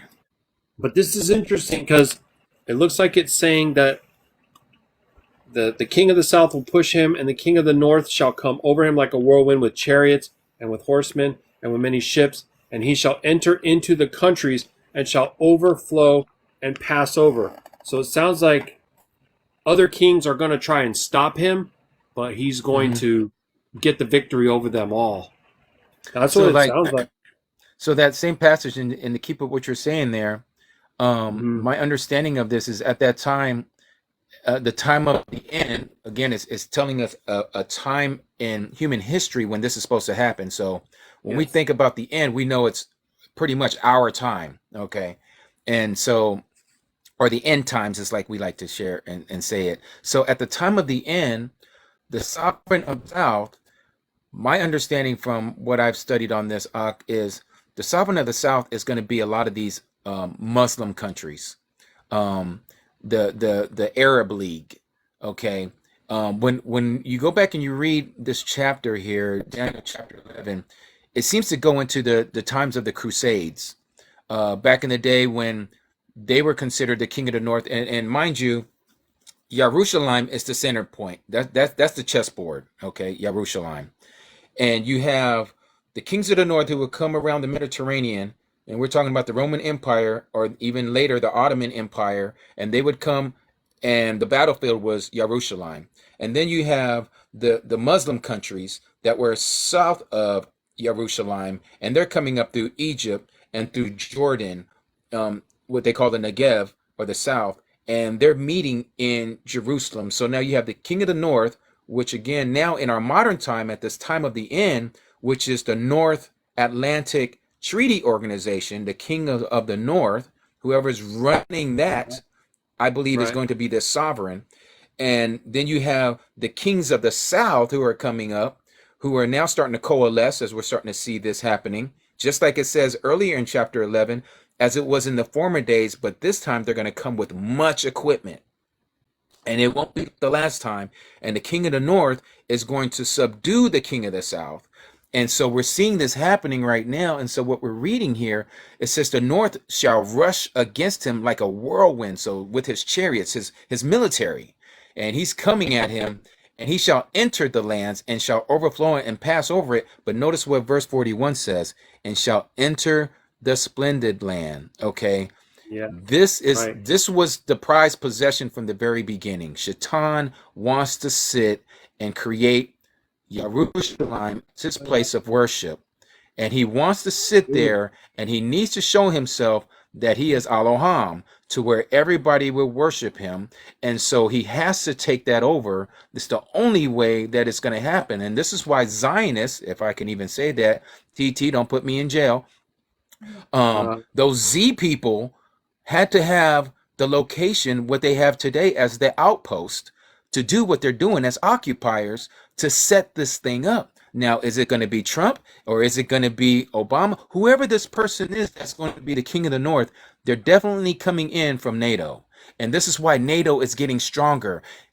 NATO is getting more land, and Russia knows this. And this is why Putin and all of those other countries are realizing this, and the king of the south knows this as well. And we know that even the kings of the east, and this is why we know the 200 million man army is coming. And what are they doing for the battle at Armageddon in Revelation chapter 16? They're all coming to the Most High Land. They're coming to Jerusalem to fight that battle at Megiddo. And so who are they coming after? They're coming after the anti-Mashiach, because they realize they've all been duped, but it's too late. And so when that happens, now here comes Yahusha on his white horse, and all the rest of us on our white horses in Revelation chapter 19, cracking open the Shamayim, and we're coming down, and we're going to fight against all those who are on the earth. And he says to fill your belly with all these kings and all these commanders and all. So now we get to have the battle axe in our hand, as it says in the book of Yoel chapter 2, and we are his hand of war, and we go out there, and he gives us the command to slay all of them that are out there. And that's exactly what we're getting ready to do. So my wife is calling. I'll take over. I'll be right back. Okay. All right. Well, what I was going to go into next, I don't want him to have to miss, because I'm as soon as in chapter, or in verse 41, it starts to say he shall enter into the glorious land, and many countries shall be overthrown, but these shall escape out of his hand. I went back to King of the North and King of the South and wondered if this could be a reference to Japheth and Shem. Obviously not physically themselves, but Or not even Shem, because Shem is I mean, like I meant to say Ham. Oh, okay. I meant to say Ham. Because Japheth is the north and Ham is the south, and the land, the glorious land, was the land of Shem. Which, come on, let's not get it twisted. We're descendants of Shem. I know that we're more than willing to have any and all who want to come into the kingdom and keep the statutes and obey. But what if this king of the north has to do with the line of Japheth, and king of the south has to do with the line of Ham. And when it goes into 41, he is in context with the entire chapter is still this one who elevates himself and who honors with gold and silver and precious stones and pleasant things. He shall enter into the glorious land. Many countries shall be overthrown, but these shall escape out of his hand, even Edom and Moab, and the chief of the children of Ammon. He shall stretch forth his hand also upon the countries, and the land of Mitzrayim shall not escape. But he shall have power over the treasures of gold and silver and all the precious things of Mitzrayim. It sounds like he's conquering the entire earth. Yeah. And he's taking even and notice again, we're talking about the kings of the south, and this is why I believe it's the Muslim countries and what you just named all there. They're all Muslim countries. I think that the king of the north and the king of the south are trying to stop him and failing. You think? That's I do know. I do know that the king of the south is definitely going to be destroyed through this matter. I wanted to say something because earlier you brought out another time frame of the Crusades, and we were talking about how the prophecies are fulfilled in like past, present, and future. Right. So just because the prophecies were fulfilled in the past doesn't mean that they're not also going to be fulfilled again. I just wanted to bring that out. Yeah. And we do know that there's always a double, if not a triple reference to a lot of prophecies. But he shall have power over the treasures of gold, silver, and all precious things of Mitzrayim, and the Libyans, and the Cushim. What's Cush again? Is that Ethiopia? It depends on who you ask. Oh, okay. Right. Shall be at his steps, but tidings out of the east and out of the north shall trouble him. Therefore he shall go forth with great fury to destroy and utterly make away many. I mean, everybody's warring with him and trying to stop him. And that's going to be at the end too. So this brings us to what I was just sharing earlier with Armageddon, because the east, we know.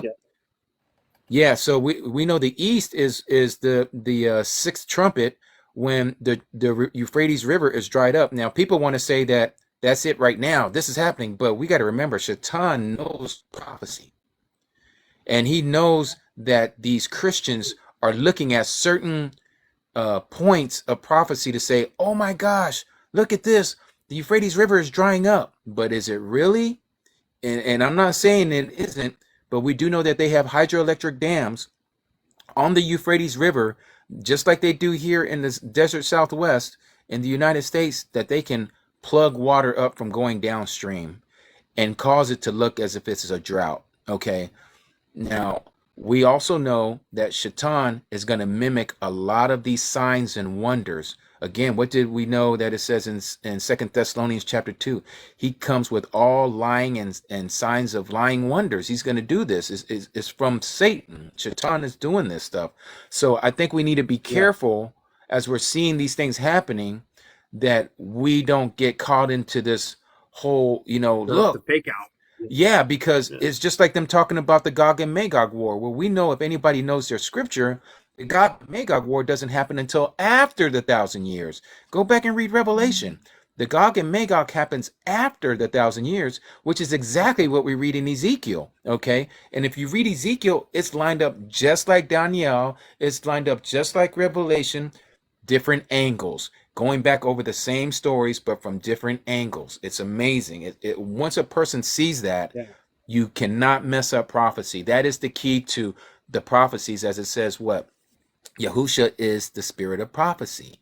When we get his Ruach in us, we will understand to be able to discern how this stuff was written and how it was shared with our forefathers, because they couldn't see all of this. I mean, I think it would be beautiful if they could just sit in a video room and be like, okay, and they probably did when he was giving them the vision, and they were told to write it down. So, I mean, it's amazing. We just didn't get a disc to say, here, look at this.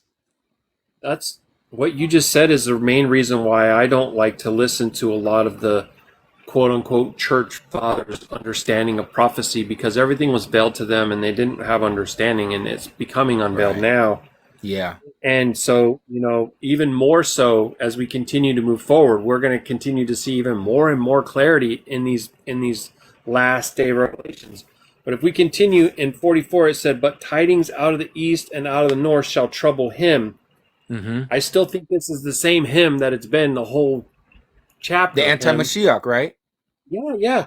Therefore, Exactly. he shall go forth with great fury. So he's going to get really right. He's going to just go hog wild to destroy and utterly make away many. Just kill them all, right? And that also matches with the other prophecies that we have with the in the fourth seal, the amount of unaliving we're going to see from wars, famine, and pestilence. Right. And he shall plant the tabernacle of his palace between the seas in the There it glorious is. Qadash mountain. Yet he shall come to his end, Third temple. and There it is. none shall help him. Help him. Yep. None shall help him.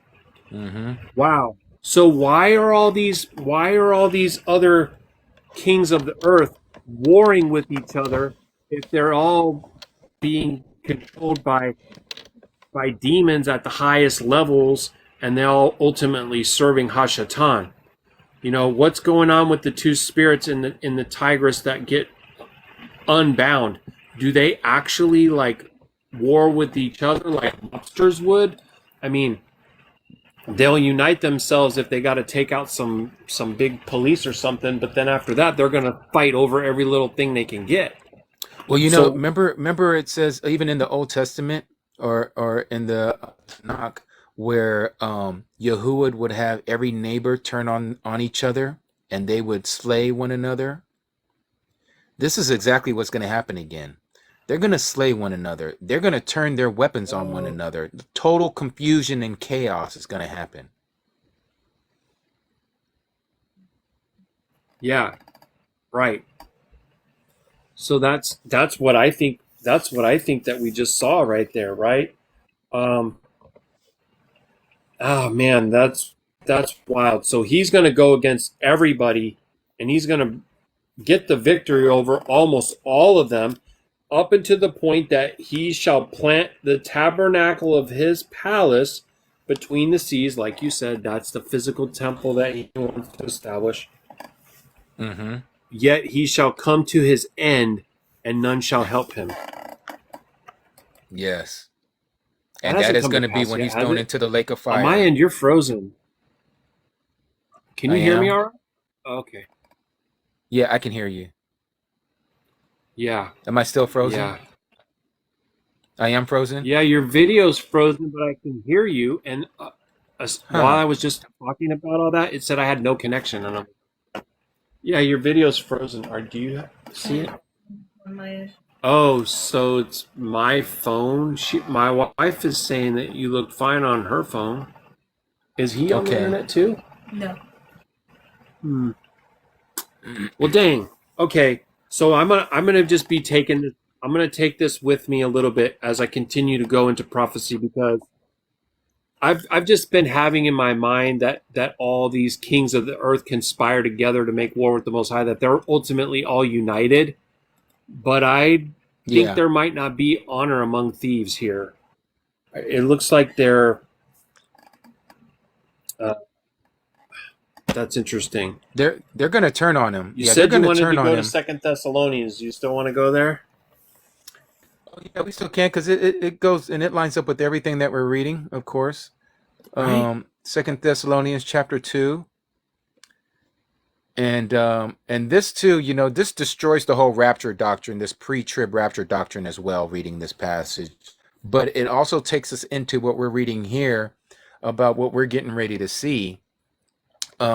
Because again, we're that generation that all this stuff is going to be revealed. And just like Yahusha says, that generation shall not, how did he say it? Do you remember? I think it's something like that generation shall not pass away, I believe is how he says it, until all these things are fulfilled. Okay. And so reading there, Yeah. I'm going to start at verse 1. in chapter 2 of Second Thessalonians, and it says, as to the coming of our Mashiach, Yahusha, and our gathering together to him. That's the key, the gathering, okay? That's where we get this whole thing about, prophet or rapture or rapturo, which I used to preach heavy back in the day when I used to believe in the pre-trib. Go ahead, Ak. No, but how would you explain it now? And now I know the gathering to be, as it says in Matthew 24, immediately after the tribulation of those days, when the sun doesn't give us light and the moon has become darkened and the stars fall from heaven. Okay, that he's going to send his malachim to the four corners of the earth with the shout of what? The shofar, and he shall gather his elect. Right. So, however, like what we were sharing before, is there going to be a rapture before his coming? I truly believe so, because he talks about it. It's a post-trib rapture. Well, there's one, I guess we can say mid-trib, if we want to say before trib, with the 144,000, the those that are going to be sealed with the seal of Alham on their foreheads, and they were again promised, as it is in Revelation chapter 3, to be kept from that hour of trial upon the whole world, to test those who dwell upon the earth. So we know that those people with the heart of the assembly of Philadelphia, because they have love for their brothers, which is exactly what we need. If you love your brother, you're gonna tell them about what's happening, what's getting ready to happen. So they're already doing the works. They don't need to be tested anymore, because they're out here already evangelizing, just like I'm praying that we're doing right now on this platform, to share this great news, this basora. So the 144,000 are the first fruits from off the earth. That's what it says there. They are the first fruits. So they're taken first before anything. So they're the cream of the crop. They're going first. And then the rest of us have to go through this 3.5 year time of tribulation, which is then this great cloud that came up afterwards in Revelation chapter 7. And the Malach had asked Yohanan, who are these that, and where did they come from? And he said, I don't know, sir, you know. And he says, these are the ones that came out of the great tribulation. So those are the ones, and it says they were the ones that had to go through this. So there's definitely two different groups of people, but the first ones, they're the only ones that are going to be raptured, but they're not this pre-trib rapture that has been taught in the churches. So going back to this passage here, did you want to add anything or share anything before I keep reading? Well, yeah. So based on that interpretation that you just gave and that understanding, then you would say that the 144,000 are the first fruits caught up before the second half of the 7-year tribulation, right? Correct. So that means if you go from 1,290 days from when the first seal is open, that's 42 months, 3.5 years, times and half a time. Right. Then it can't be March 20th of 2020, because if it is, and you calculate the 1,290 days from there, we're already in the second half of the 3.5 years. Right. So I could see where, like, if you hold that understanding, then when I say the things that I say, you're probably like, yeah, that's not quite adding up. And I get that. But now I'm like, okay, well, what am I going to actually do with that? Because I think it could have been wrong about the first seal, right? I could easily be wrong about the first seal, but man, does it fit? Man, does it fit? But I tell you what, nowhere does it say that. And again, this is some of the Christian understanding that I think we still have to remove from our understanding, which is we feel that from the first seal that this 7-year clock started. Okay. Yeah. Right. But nowhere does it say that in scripture. Yeah, but nowhere does it say that in scripture that it starts at this moment when the first seal cracks open, that we're now on this 1,290 days to the abomination of desolation. What we do know is this: from the setting up of all of these things that are getting ready to happen to the abomination of desolation, and we can go back to Daniel to get a really great understanding of that, because it's 43 months, right? Because we know each month has 30 days, and so that's the reason for the extra 30 days as opposed to Revelation, which has 1,260 days, whereas Daniel has 1,290 days. So the difference between the two is one has to do with the abomination of desolation when it's set, and the other one has to do with the time of the great trials that is upon us from off with the for the 42 months, which is where he wages war against the Qadashayam, as is Revelation chapter 12. Yeah, I feel like it's going to start once he actually reveals himself, once he's actually fully revealed. Yeah. And I'm wondering what's taking so long with that.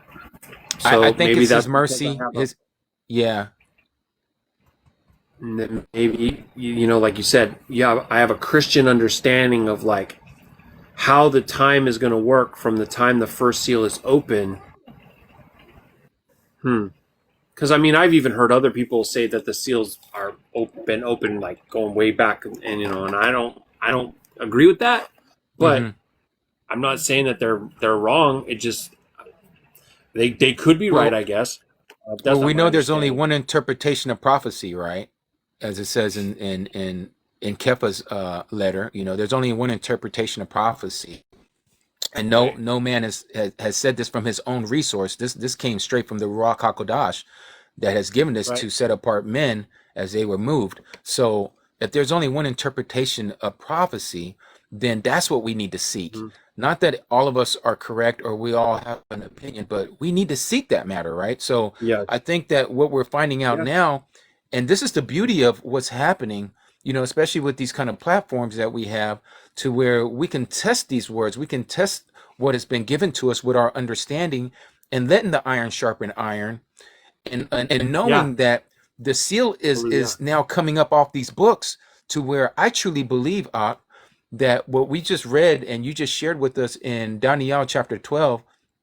In fact, let me just read that real quick before I go back to here in 2 Thessalonians, because I hate butchering our Abba's word. So it says verse 4, okay, Daniel chapter 12 verse 4, okay. But you, O Daniel, hide the words and seal the book until the time of the end.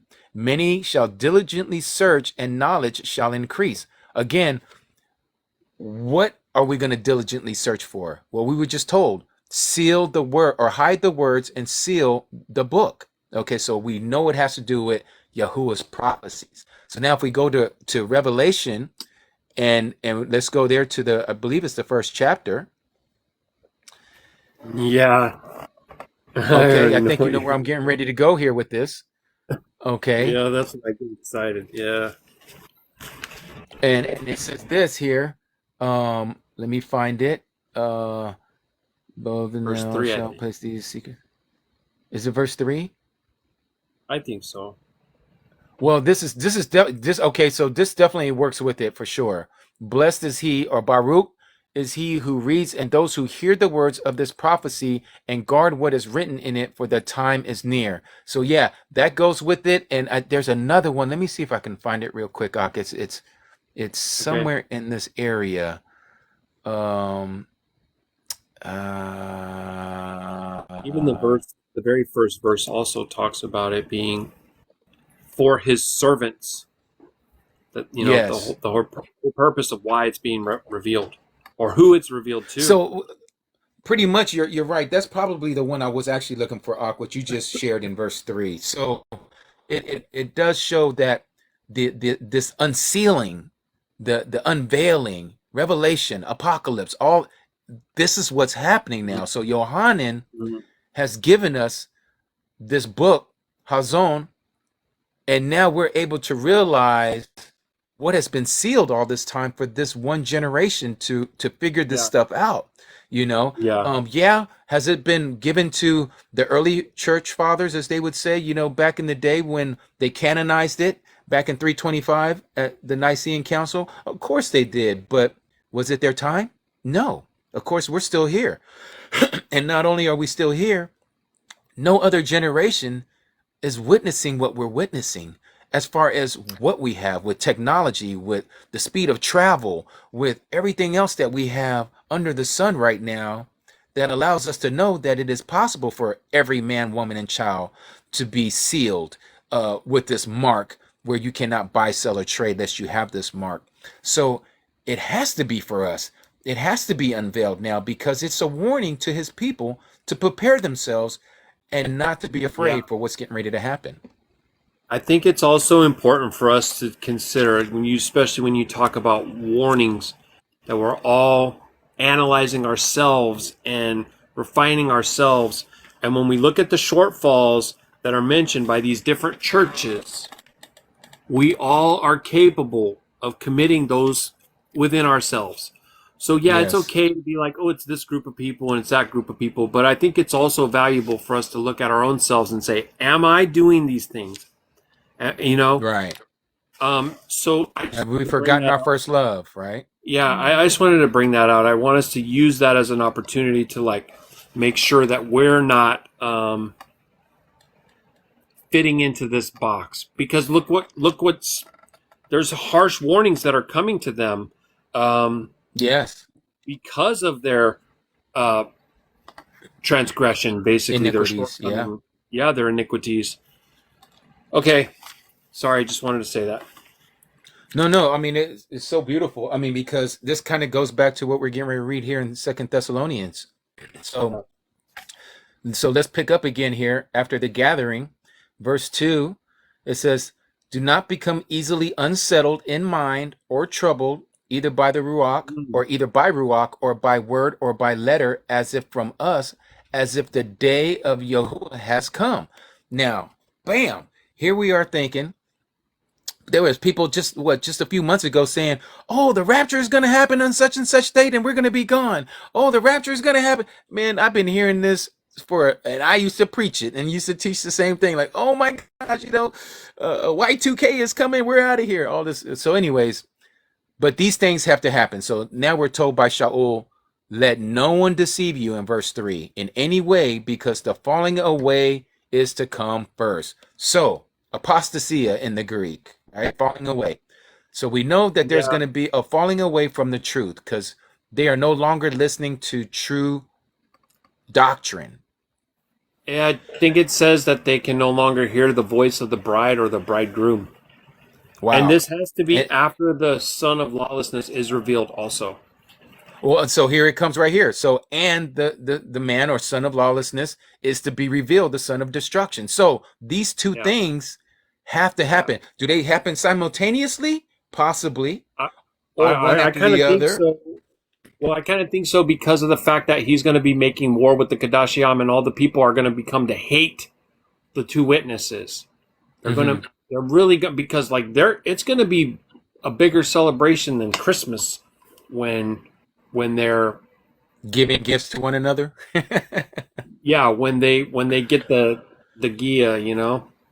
Yeah, What I'm trying to yeah, say. Yeah. So yeah, yeah. It's crazy. it is. It's really crazy. Like they're going to be completely given over to a reprobate mind, such that they're going to celebrate when people are separated from their craniums, and they're going to be Hmm. lying in the streets for 3 3 days. days. if it's days, 3 days. I guess it's days. I don't know. Is it days? Well, I mean, that's what it says there, but I mean, if you think about a corpse's body and it's going to start decomposing, Well, and it, right. you But know, it could be that it's how long happening is that? over the course of 3.5 years. Not that it's like lasting for 3.5 years, but like they're doing them as they go. Anyway, I don't know. Yeah, that I mean, I've heard that translation, Maybe that it's interpretation before as well. Hmm. Was yeah, it Lazarus in the grave for 3 days too? yeah. Lazarus and Jonah, actual, and Yahusha, actual 3 days, right? Yeah. So it very well could be 3 literal days as well. Well, yeah, we'll figure this out as it happens. Hopefully, we're the ones to get to see it. You know Yeah, what I mean? we're gonna figure it out, all right. Yeah. Okay, so let's continue here. And so in verse 4, Now we're talking about the son of destruction who opposes and exalts himself above all that is called Elohim. Didn't we just read this in Daniel chapter 11 Yep. and in Yep. Daniel chapter 7? Or that is worship, so that he sits as Elohim in the dwelling place of Elohim. We just read that at the end of chapter 11 in Daniel, where Yeah. he's gonna sit there between in the splendid land, right? And he's gonna show himself. Mm-hmm. That's a physical truth there. Yeah. Right. We Exactly. also have a spiritual truth that is the temple. Right. Yeah. So then, could this have something also to do with the altering of the DNA? Yeah, I think so. It's very interesting. Well, this thing that I've been saying for a while too is that the enemy can't create anything. So he's all about twisting and perverting the things that the Most High makes. That's and he right. tries to copycat and replicate everything. So just like you have a genetically modified fruit that has seed that can't bear fruit, like they change it to the color, they go like, we're going to patent that. They want to take ownership of it. You can't take ownership of that. You didn't create. Well, yeah, we did create it because we changed this and that in it. So what happens to men when they get changed? Are they still an image? Are they still in the image of the Most High? It's a very important question. What, honey? It's proven actually with the CRISPR and stuff like that. It changes the DNA from the 10,565 to 10,56665. 10,566. Ain't that amazing right there? Yeah, and the number. And they also, I don't know if they did a patent or legislation or something so that they could do the same thing that Monsanto's wants to do with apples to humans, men. Yep. To own them. And I believe this. Go ahead, Cody. She said, you can only put a patent on something that's been created by man. Right. That's been altered, right? Right. Because you can't patent something that just occurs naturally. You have to have some unique claim to it. I forget the percentage of how much needs to be changed for you to claim ownership to something that you created. But there is a percentage that the patent houses of the world like to use. And I don't remember the exact percentage. But yeah, I mean, they're destroying all of everything that our Creator has created. And so, I mean, we're seeing it with what they're doing, going back to the DNA strands. And we know we get 72 from our mother and we get 72 from our father. So the 72,000 and 72,000 makes 144,000. It's amazing that we, this is also connected to the 144K, so then they're going to add another 72,000 on top of that. And now they have a totally new person. Right. And we saw symbology of this with the queen. Remember that? And she pressed the button and they lit up. I saw that. The triple. Yeah. What if and they also did it with the two towers. Sorry, they took those down and replaced it with the one. What if the 140,000 isn't exactly 144,000 people, but the ones who still have their DNA intact? I think that's going to be one of the prerequisites for sure, because just like Noah was perfect in his time. Yeah. See, who just said it? That's the Ruach. Like the Noah. DNA isn't tainted.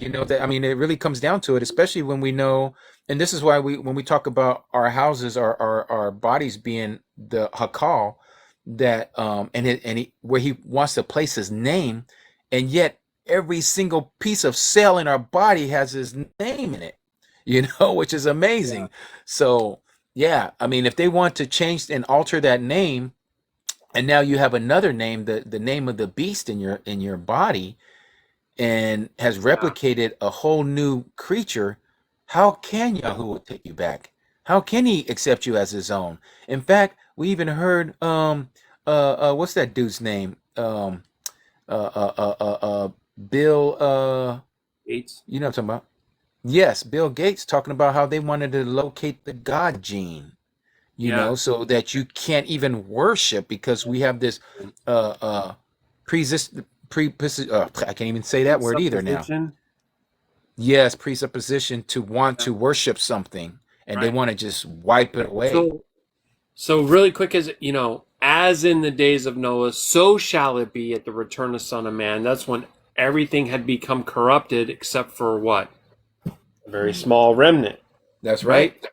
And then also the enemy has a counterfeit Mm-hmm. to the Ruach Hakodesh because obviously he can't do that, right? So Right. the change, the abomination of desolation, the venom that affects the temple, also has the ability to connect via technology Right. and receive programming because it's like an operating system. And Mm-hmm. I've even seen this. I don't know how much of this I should talk about.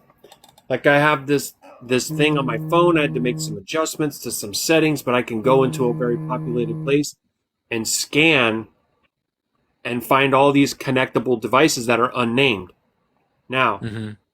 the FCC regulators have laws such that every connectable device must be named, right? If it's a Bluetooth earbuds or a smartwatch or whatever, like it has a name, an IP address associated with it.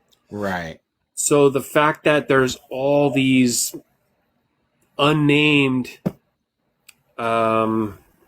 detectable devices, of course I can't connect to them, but somebody has the technology to connect to them. Anyway, I just think it's also a part of the hive mind thing because I've been saying this for a while and I wanted to tell you as well. The ones who receive the physical mark are spiritually marked already. Like they've already made the decision to eat the fruit before they bit the fruit. Do you know what I'm saying? Yeah. Yeah. So like Eve fell when she partook of the fruit, but when she looked at it and lusted after it, she had Mm-hmm. committed a transgression in her heart already, That's right? Just right. like Yahusha Spiritually taught us, speaking. Yeah. right? And so they already wanted it. They would have already done it before it even came out because they already had kind of like the mind of the beast and all that. So the right hand is obviously the works that you do, and the forehead is your beliefs Your and thoughts. Yeah. Mm-hmm. your thoughts. So they have the mind of the beast, and they do the works of the beast, and then they receive the actual change, right? Which is kind of like a type of new birth to them, because when you're actually born again and the Ruach of Yahuah comes into you, you're indwelt, you're a new creation, Right. right? Exactly. So Exactly. they chose to be made over again in a false way Uh-huh. and receive a false. That makes sense. Yeah, it does make sense. It does. Yeah. Mm-hmm. All right. All right. So that was a lot because I think we Well, were just in verse I 4. have a question here from one of the brothers in here. Uh, German C. Jones says, "Is First Corinthians has any connection to verse 4 of Second Thessalonians?" In verse 4, it reads, "Who opposes and exalts himself above all that is called Elohim or that is worshipped, so that he sits as Elohim in the dwelling place of Elohim, showing himself that he is Elohim." Um, let me see. So 8:5, is that in? Are you talking about First Corinthians German 8:5. in I believe so. First Corinthians 8:5. Is that where you're going with that? I can read it if you want. Yeah. Could you there, and then see if this is Yeah. what German is asking. For He says though there yes. be Okay. For though there be that are called Elohim, whether in heaven or in earth, as there are Elohim many and Adonim many. Hmm. Let me look at that myself too. So, And that was in 8:5, right? yeah. For even if let's see, let me get some context here. Okay, so I know, so it's talking about foods. So we're talking about foods that have been, the knowledge of foods and what it is and how to have love for it. If anyone thinks that he knows somewhat and he does not yet know as he should know, verse 3, but if anyone loves Elohim, this one is known by him, meaning Elohim. So then, concerning the eating of food offered to idols, we know that an idol is no matter at all in the world, and that there is no other Elohim but one. And so now the verse, for even if there are so-called mighty ones, whether in Shama or on the Arats, as there are many mighty ones and many masters, for us there is one Elohim, Abba. Okay.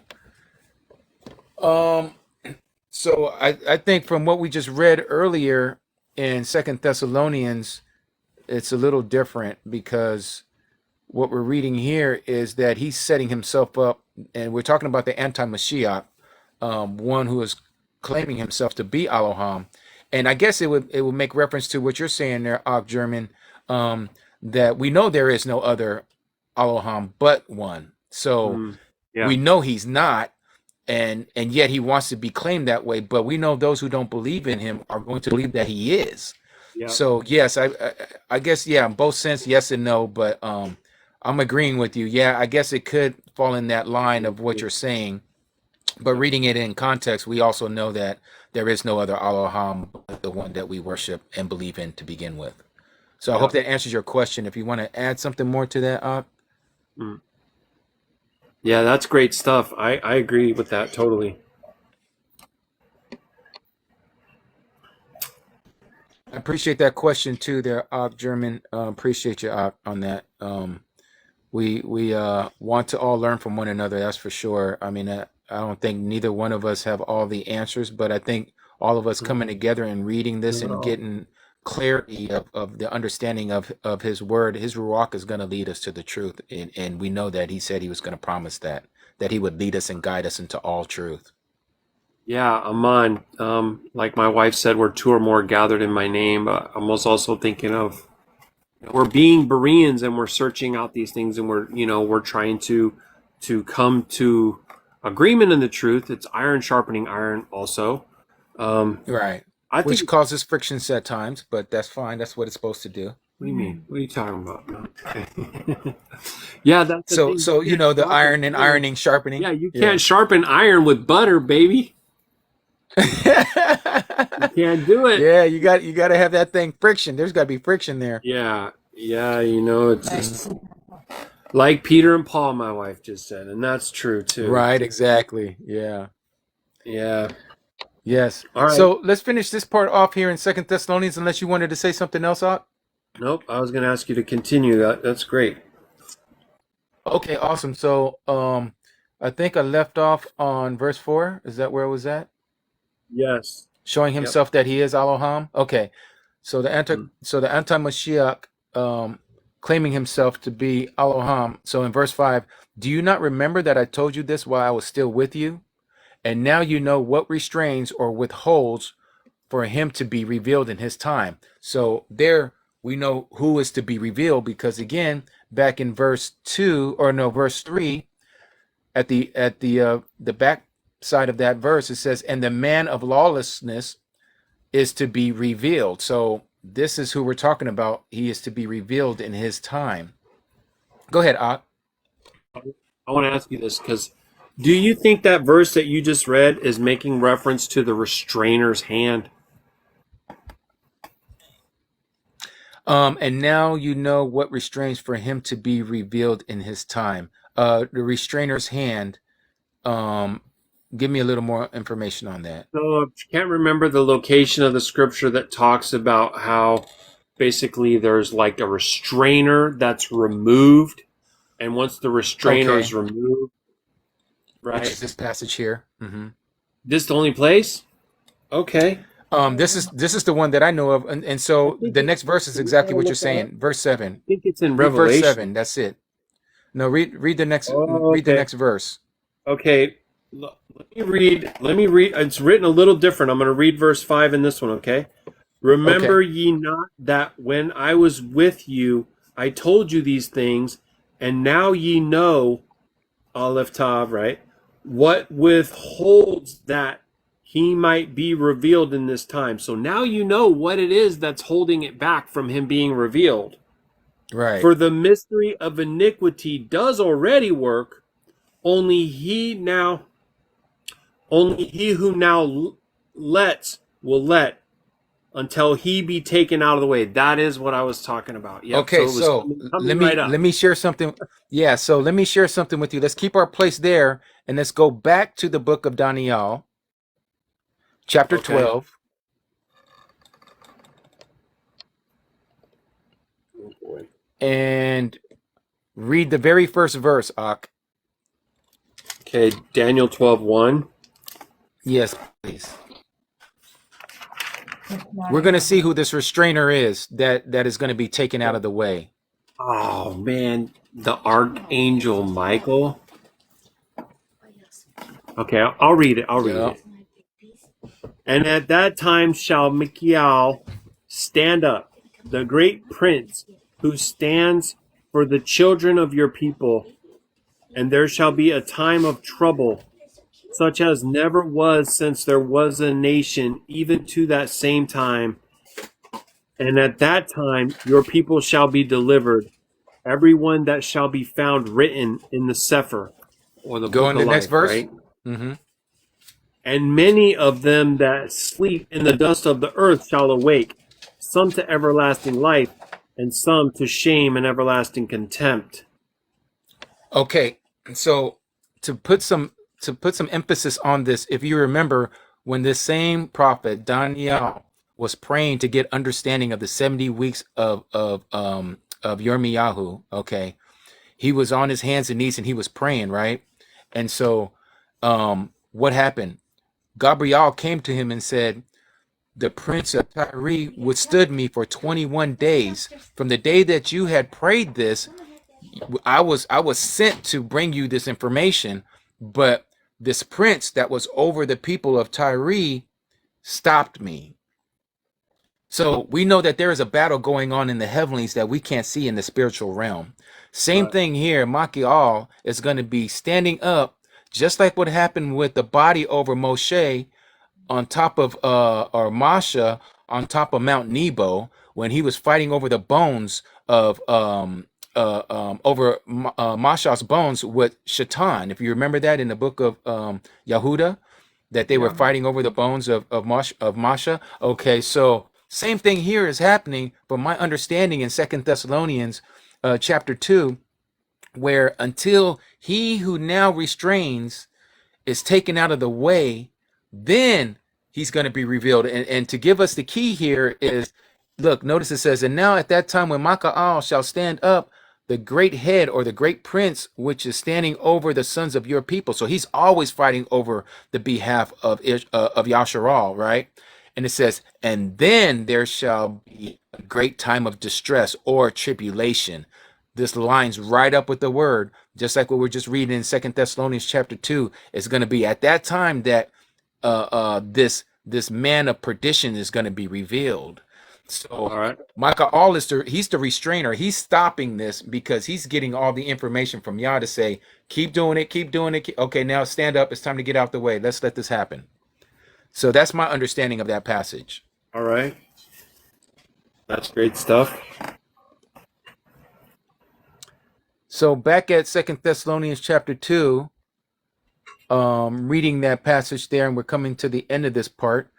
So let's see, that was verse 7, right? For the secret of lawlessness is already at work, only until he, and notice that's the he, and that's what I'm saying. That from what I see in scripture, that is Micah all in Revelation or in Daniel chapter 12, verse 1, who now restrains, fighting on our behalf of Yashar'Al, comes out of the midst or out of the way, and then the lawless one shall be revealed. So he's the reason why we haven't seen him, to answer your question there, whom Right. the Mashiach shall consume with his Ruach out of his own mouth, as it is in Revelation chapter 19.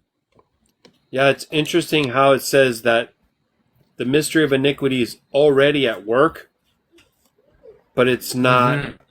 It's like it's not revealed yet. It goes along with this whole idea of an unveiling and an apocalypse, Yeah. a revelation Yeah. of the darkness. So yeah, I can see why you're saying, Mikhail, and I can't think of. I think at one point, I thought it was Yahusha himself, but I'll have to try to seek that out later. The Really? teaching of the Christian church is that it's the Ruach Hakodesh that once all the church is gone, then the quote unquote Holy Spirit won't be here. So now it's like, what? Where is the Ruach that he is not, as it says in the book of Psalms? Mm, King Daud says, if I go to the lowest depths of Sheol, you are there. Your spirit yeah. is there. If I go to the Yep. highest heights of the Shamaim, your spirit is there. So where Mm-hmm. could he not be? He's always going to be here. So Mm-hmm. we're talking about the he, and again, looking at it in what I was just sharing with you there, is Yeah. that it seems to be Michael All, that he is the one who is Yeah. taken out of the way, and then this troublesome time happens. Yeah. Because that's when everything happens. Right there in Revelation chapter 13, once this man has been revealed, now he goes to do what? He wages war against the Qadashayam. Same thing happens in Daniel chapter 7, Daniel chapter 9, Daniel chapter 11. He goes and makes war against the set apart ones. And so it all lines up, just precept upon precept. It's amazing. Yeah. Even in verse 8, and then shall the lawless one be revealed, whom Yahweh shall consume with the ruach of his mouth, and shall destroy with the brightness of his coming. That's right. I can, Revelation chapter 19. yeah.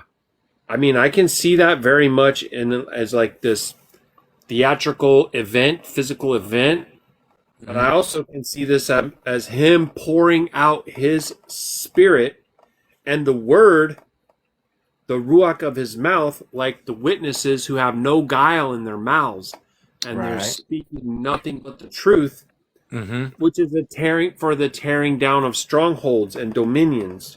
Yes. And then shall the lawless one be revealed, who Yahweh shall consume with the ruach of his mouth, and shall destroy with the brightness of his coming. Hallelujah.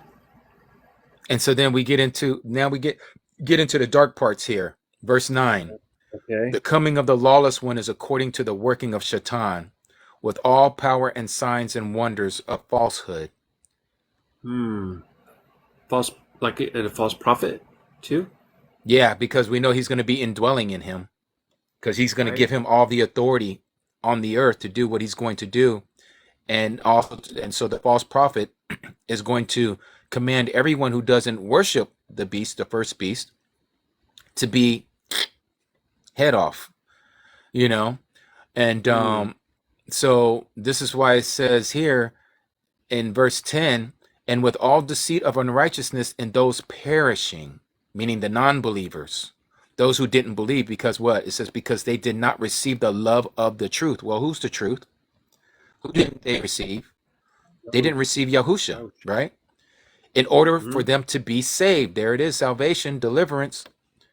And then verse 11, and for this reason, this is the one that got me. For this reason, Elohim sends them a working of delusion. Not Shaitan. Elohim does it. He's Oh the one yeah. who brings the Oh yeah. delusion, right? Right? Oh yeah. Because they didn't have love Yeah. for the truth. Yep. And they've been given over to a reprobate mind.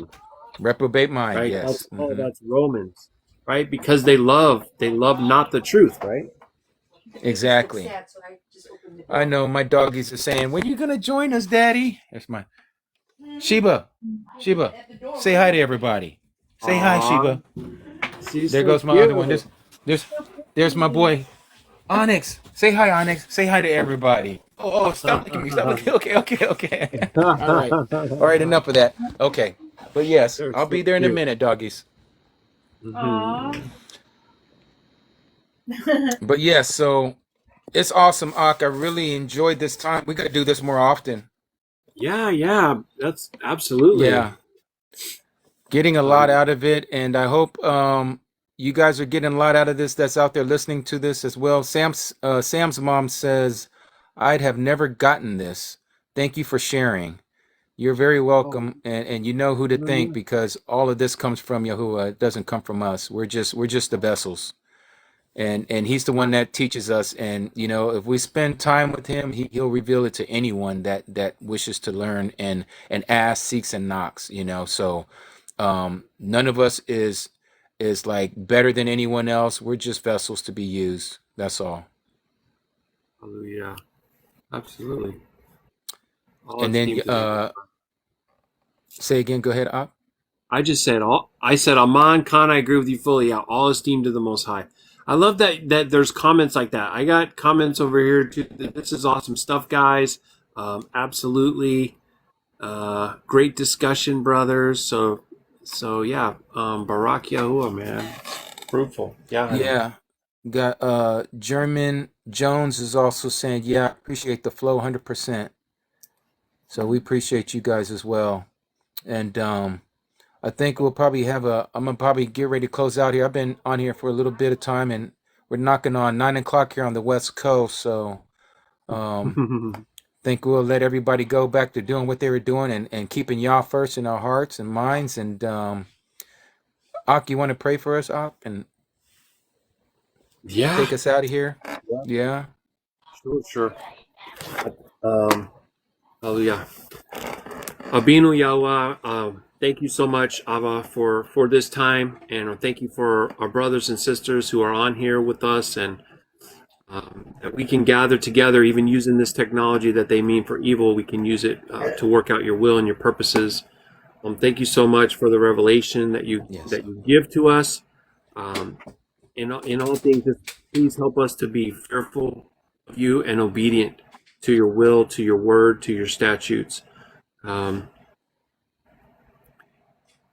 Even the most understanding of the enemy and end time revelation is not profitable if we can't walk out your statutes, if we can't love you by obeying you. So help us to do that. And we just want to nestle right up underneath your wings, Abba, that you protect us, our families, our children. Deliver us from the evil one. And yeah, hallelujah. Hallelujah. Until next time, we just will palal in Yahusha's name. Amen. Amen. Wonderful, Palal. Yeah. And just to because I want to kind of keep something structured. So this time next week, I'm going to be coming on around the same time. So if you guys want to join, and you too, Ak, I know you say you just got back from work. So if we can put something together where we can just have something where we can all meet and and see where the Ruach takes us, and speak about current events and everything else and how it lines up with the word and what might be on people's hearts, even palals that people may have that they want to share, for us to come together in agreement in palal, so we can do that as well. So what do you think? I love that. Yeah, absolutely. I love that. It's the prayer request thing. I have my email in the description of all the YouTube videos, and so I want people to know that they can email me anytime. I really do love that. I actually kind of wanted to stay on here a little bit longer and talk about some things that have been going on right now. And I know you were on here longer than me, so that's totally fine. You got to go. You got to do your thing. But yeah, I wanted to try to have a little bit of discussion with the people about some current events that have been going on. A couple of the things that I've been tracking right now. Okay, so let's do this. The only thing I got to do is because my other half has just came home, so we're gonna eat, and then if you're still on, I'm gonna jump back on and look for you, and if you are, then I'll come in and join the discussion. All right, yeah, absolutely. All right. I don't know. Hopefully, my wife is approving of my suggestion to stay on. She's probably like, it's getting late too, but I have some stuff I wanted to talk about. Yeah. So I don't know if I'll still be here or not, but Either Oh, way, really? Okay. yeah, we'll see. We're going to What see. time, if you don't mind me asking, what Oh, time do you get 9. off work Oh, on this day next week? uh, I get off at 4:30. I'm not going to be. I usually takes me about an hour to get home, and Okay. then it's dinner and washing up some dishes and all that fun So what do you stuff. think, around like 7 o'clock maybe might be a great time to come together? I would Earlier. I would think Or so. earlier? Okay. Oh, she's saying earlier. Okay, yeah. If it works out to be 6 o'clock, earlier. probably, or 6 o'clock. Oh, next week. Wait. Oh, Is it the next second? Friday you have your appointment with Yeah, Jason. I have an Okay. appointment, but that might mean that I'm available earlier. So Okay. I'll just have to try to like message you on here. Mm-hmm. So I'm super excited because I'm probably getting my new prosthetic leg. So pull off for me. Hey, you gonna get a whole new body pretty soon. Don't even worry about that. But I hey, know for now, that. right? The prosthetic leg until then. I hear you. In case we got to do some fleeing. Yeah, man. I'm just gonna Yeah. go up into the top of the mountain and hang out up Well, I there. tell you what. So I got some property up in Oregon, outside of Klamath Falls. And so that's not too far from you guys. I think you guys are in Washington State somewhere, right? Yeah, yeah. Okay, so we probably won't be going up there till probably after the winter time. So pretty soon, probably like May, I'm thinking. We might be up that way. So if so, we'll definitely have to Oh, connect, and that would be awesome. yeah. Man. That would be, yeah. I'm trying to calculate the calendar and the feasts in my mind and trying to see like, okay, where are we at? Well, we might be Talk up in about that. that area for Shabuot. So I would like to do that on my property there. We don't have anything built on it right now, but I tell you what Yahuwah has blessed us with is 100, and so it's a acre and a half of property, and it's nestled outside of Klamath Falls, and we're sitting directly on a river, and it's got 120 feet of shoreline, and it's got brown trout, rainbow trout, bass, so we're Baruch to have this property, and we just purchased it last year, and I haven't been able to build anything on it as of yet, but maybe, and I'm not supposed to, maybe to keep it just the way it is and do like what you guys are doing, we've been talking, my wife and I have been talking about getting an RV and going up in that area and just plant it over there, and Right? but yeah, That'd but be we'll see what beautiful. happens, and when that time gets closer. I just thought I'd throw that out there at you. And but yeah, let me get over here. She's like telling me, "Come on down," and so Yep. Yep. Sorry for keeping them so long. no. If you end up coming on tomorrow, let me know, and I'll try to get on. Anytime you get on, I usually get a notification anyway. So if I'm able to, I get on here with you. All right. Tanorama. Love it. Yes. Well, Talking. Baruch Atah, all you Mishpaka out there, love you Mm. guys. Ahabiyah. Ava. Hallelujah. Wow. I love spending time with him on here, man. We really get into some prophecies. So, um, I wanted to talk about something that I saw this morning, and it's a touchy subject, especially on social media, because it has to do with the conflict in Gaza and this world court. Um, South Africa had filed a lot of documentation about, I say setting the genes aside because I don't think I'm allowed to say the words. And I heard the reading of their documentation, and it was very well put together. It was calling for an immediate ceasefire, and it was calling for humanitarian aid, and the people who are in the land who say that they are but are not were saying that the court didn't have jurisdiction. So they came out today. They weren't making a final judgment on the crimes against humanity, but just on the question of jurisdiction, as well as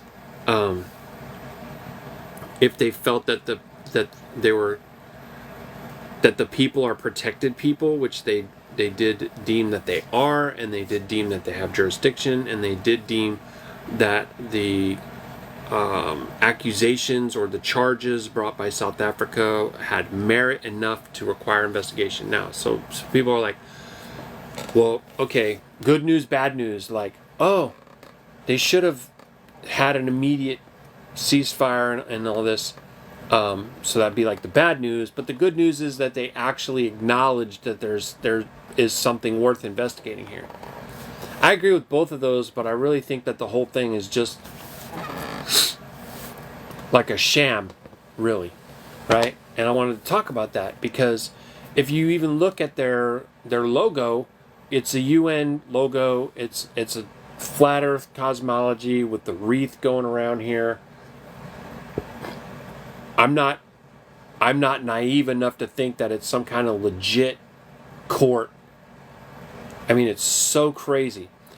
The amount of things that are happening and the rate at which they're happening. Now you're over at 25,500 people, and probably much more than that. We don't have time to sit there and have deliberations or month-long investigations. Anybody with half a brain who's been paying attention can tell you what's been going on, you know? So it's kind of like it doesn't really have any teeth, and I really think it's just a show. So I wanted to bring that out. I wanted to see what other people thought. I wanted to hear what other people think about that without trying to get into too much trouble.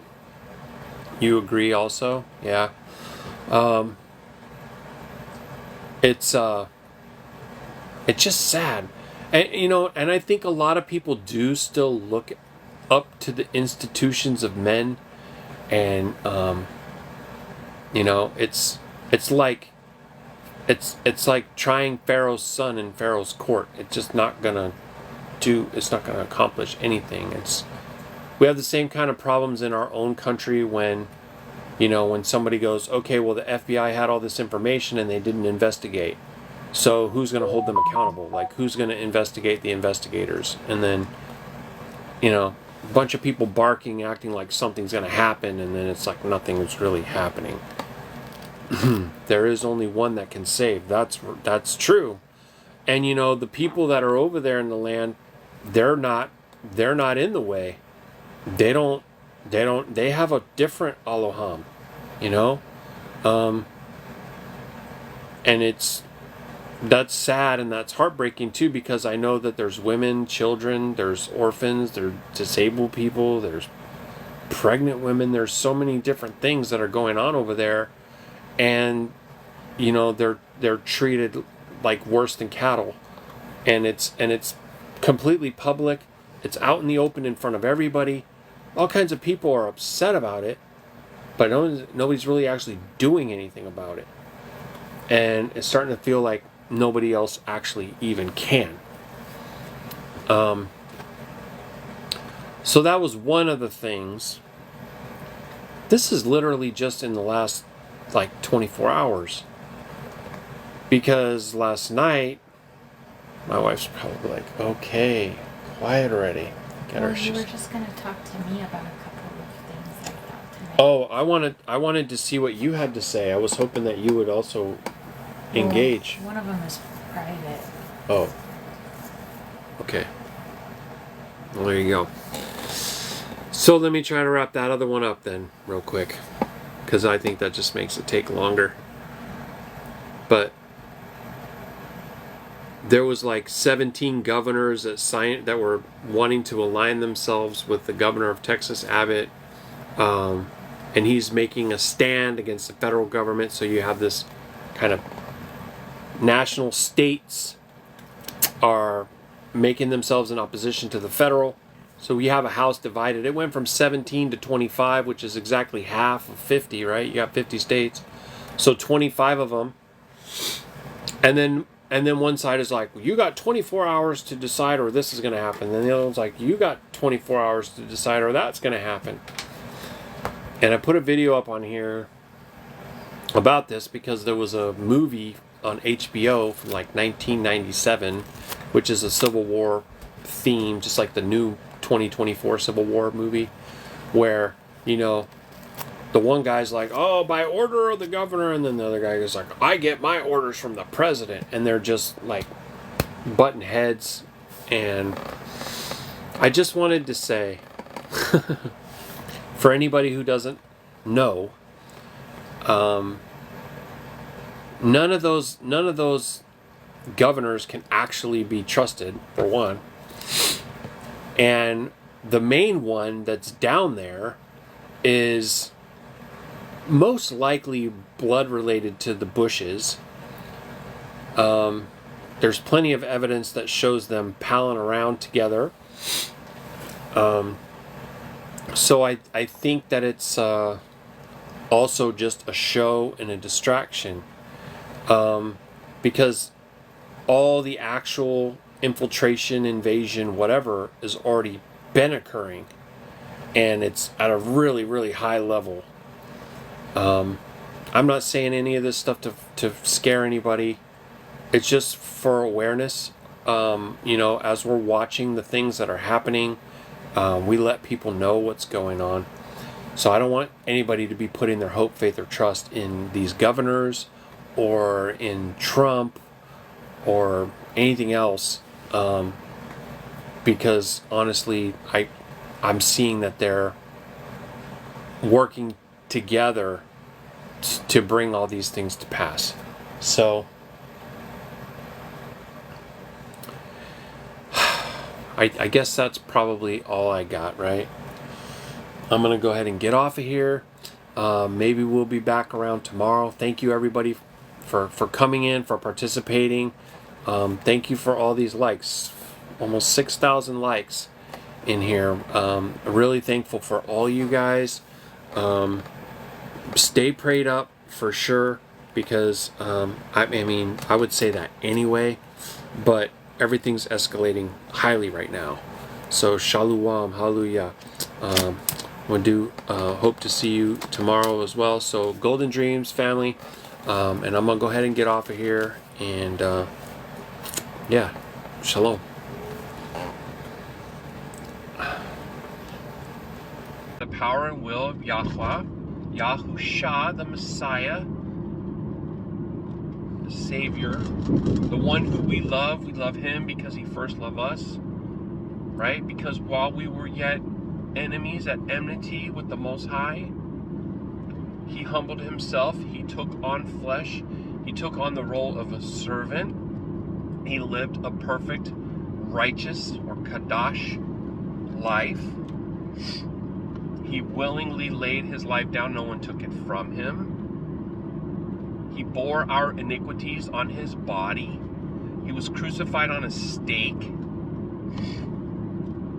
He was in the tomb 3 days, and he rose again, right? In power, in sovereignty, in majesty, in all esteem. All esteem, Yahusha.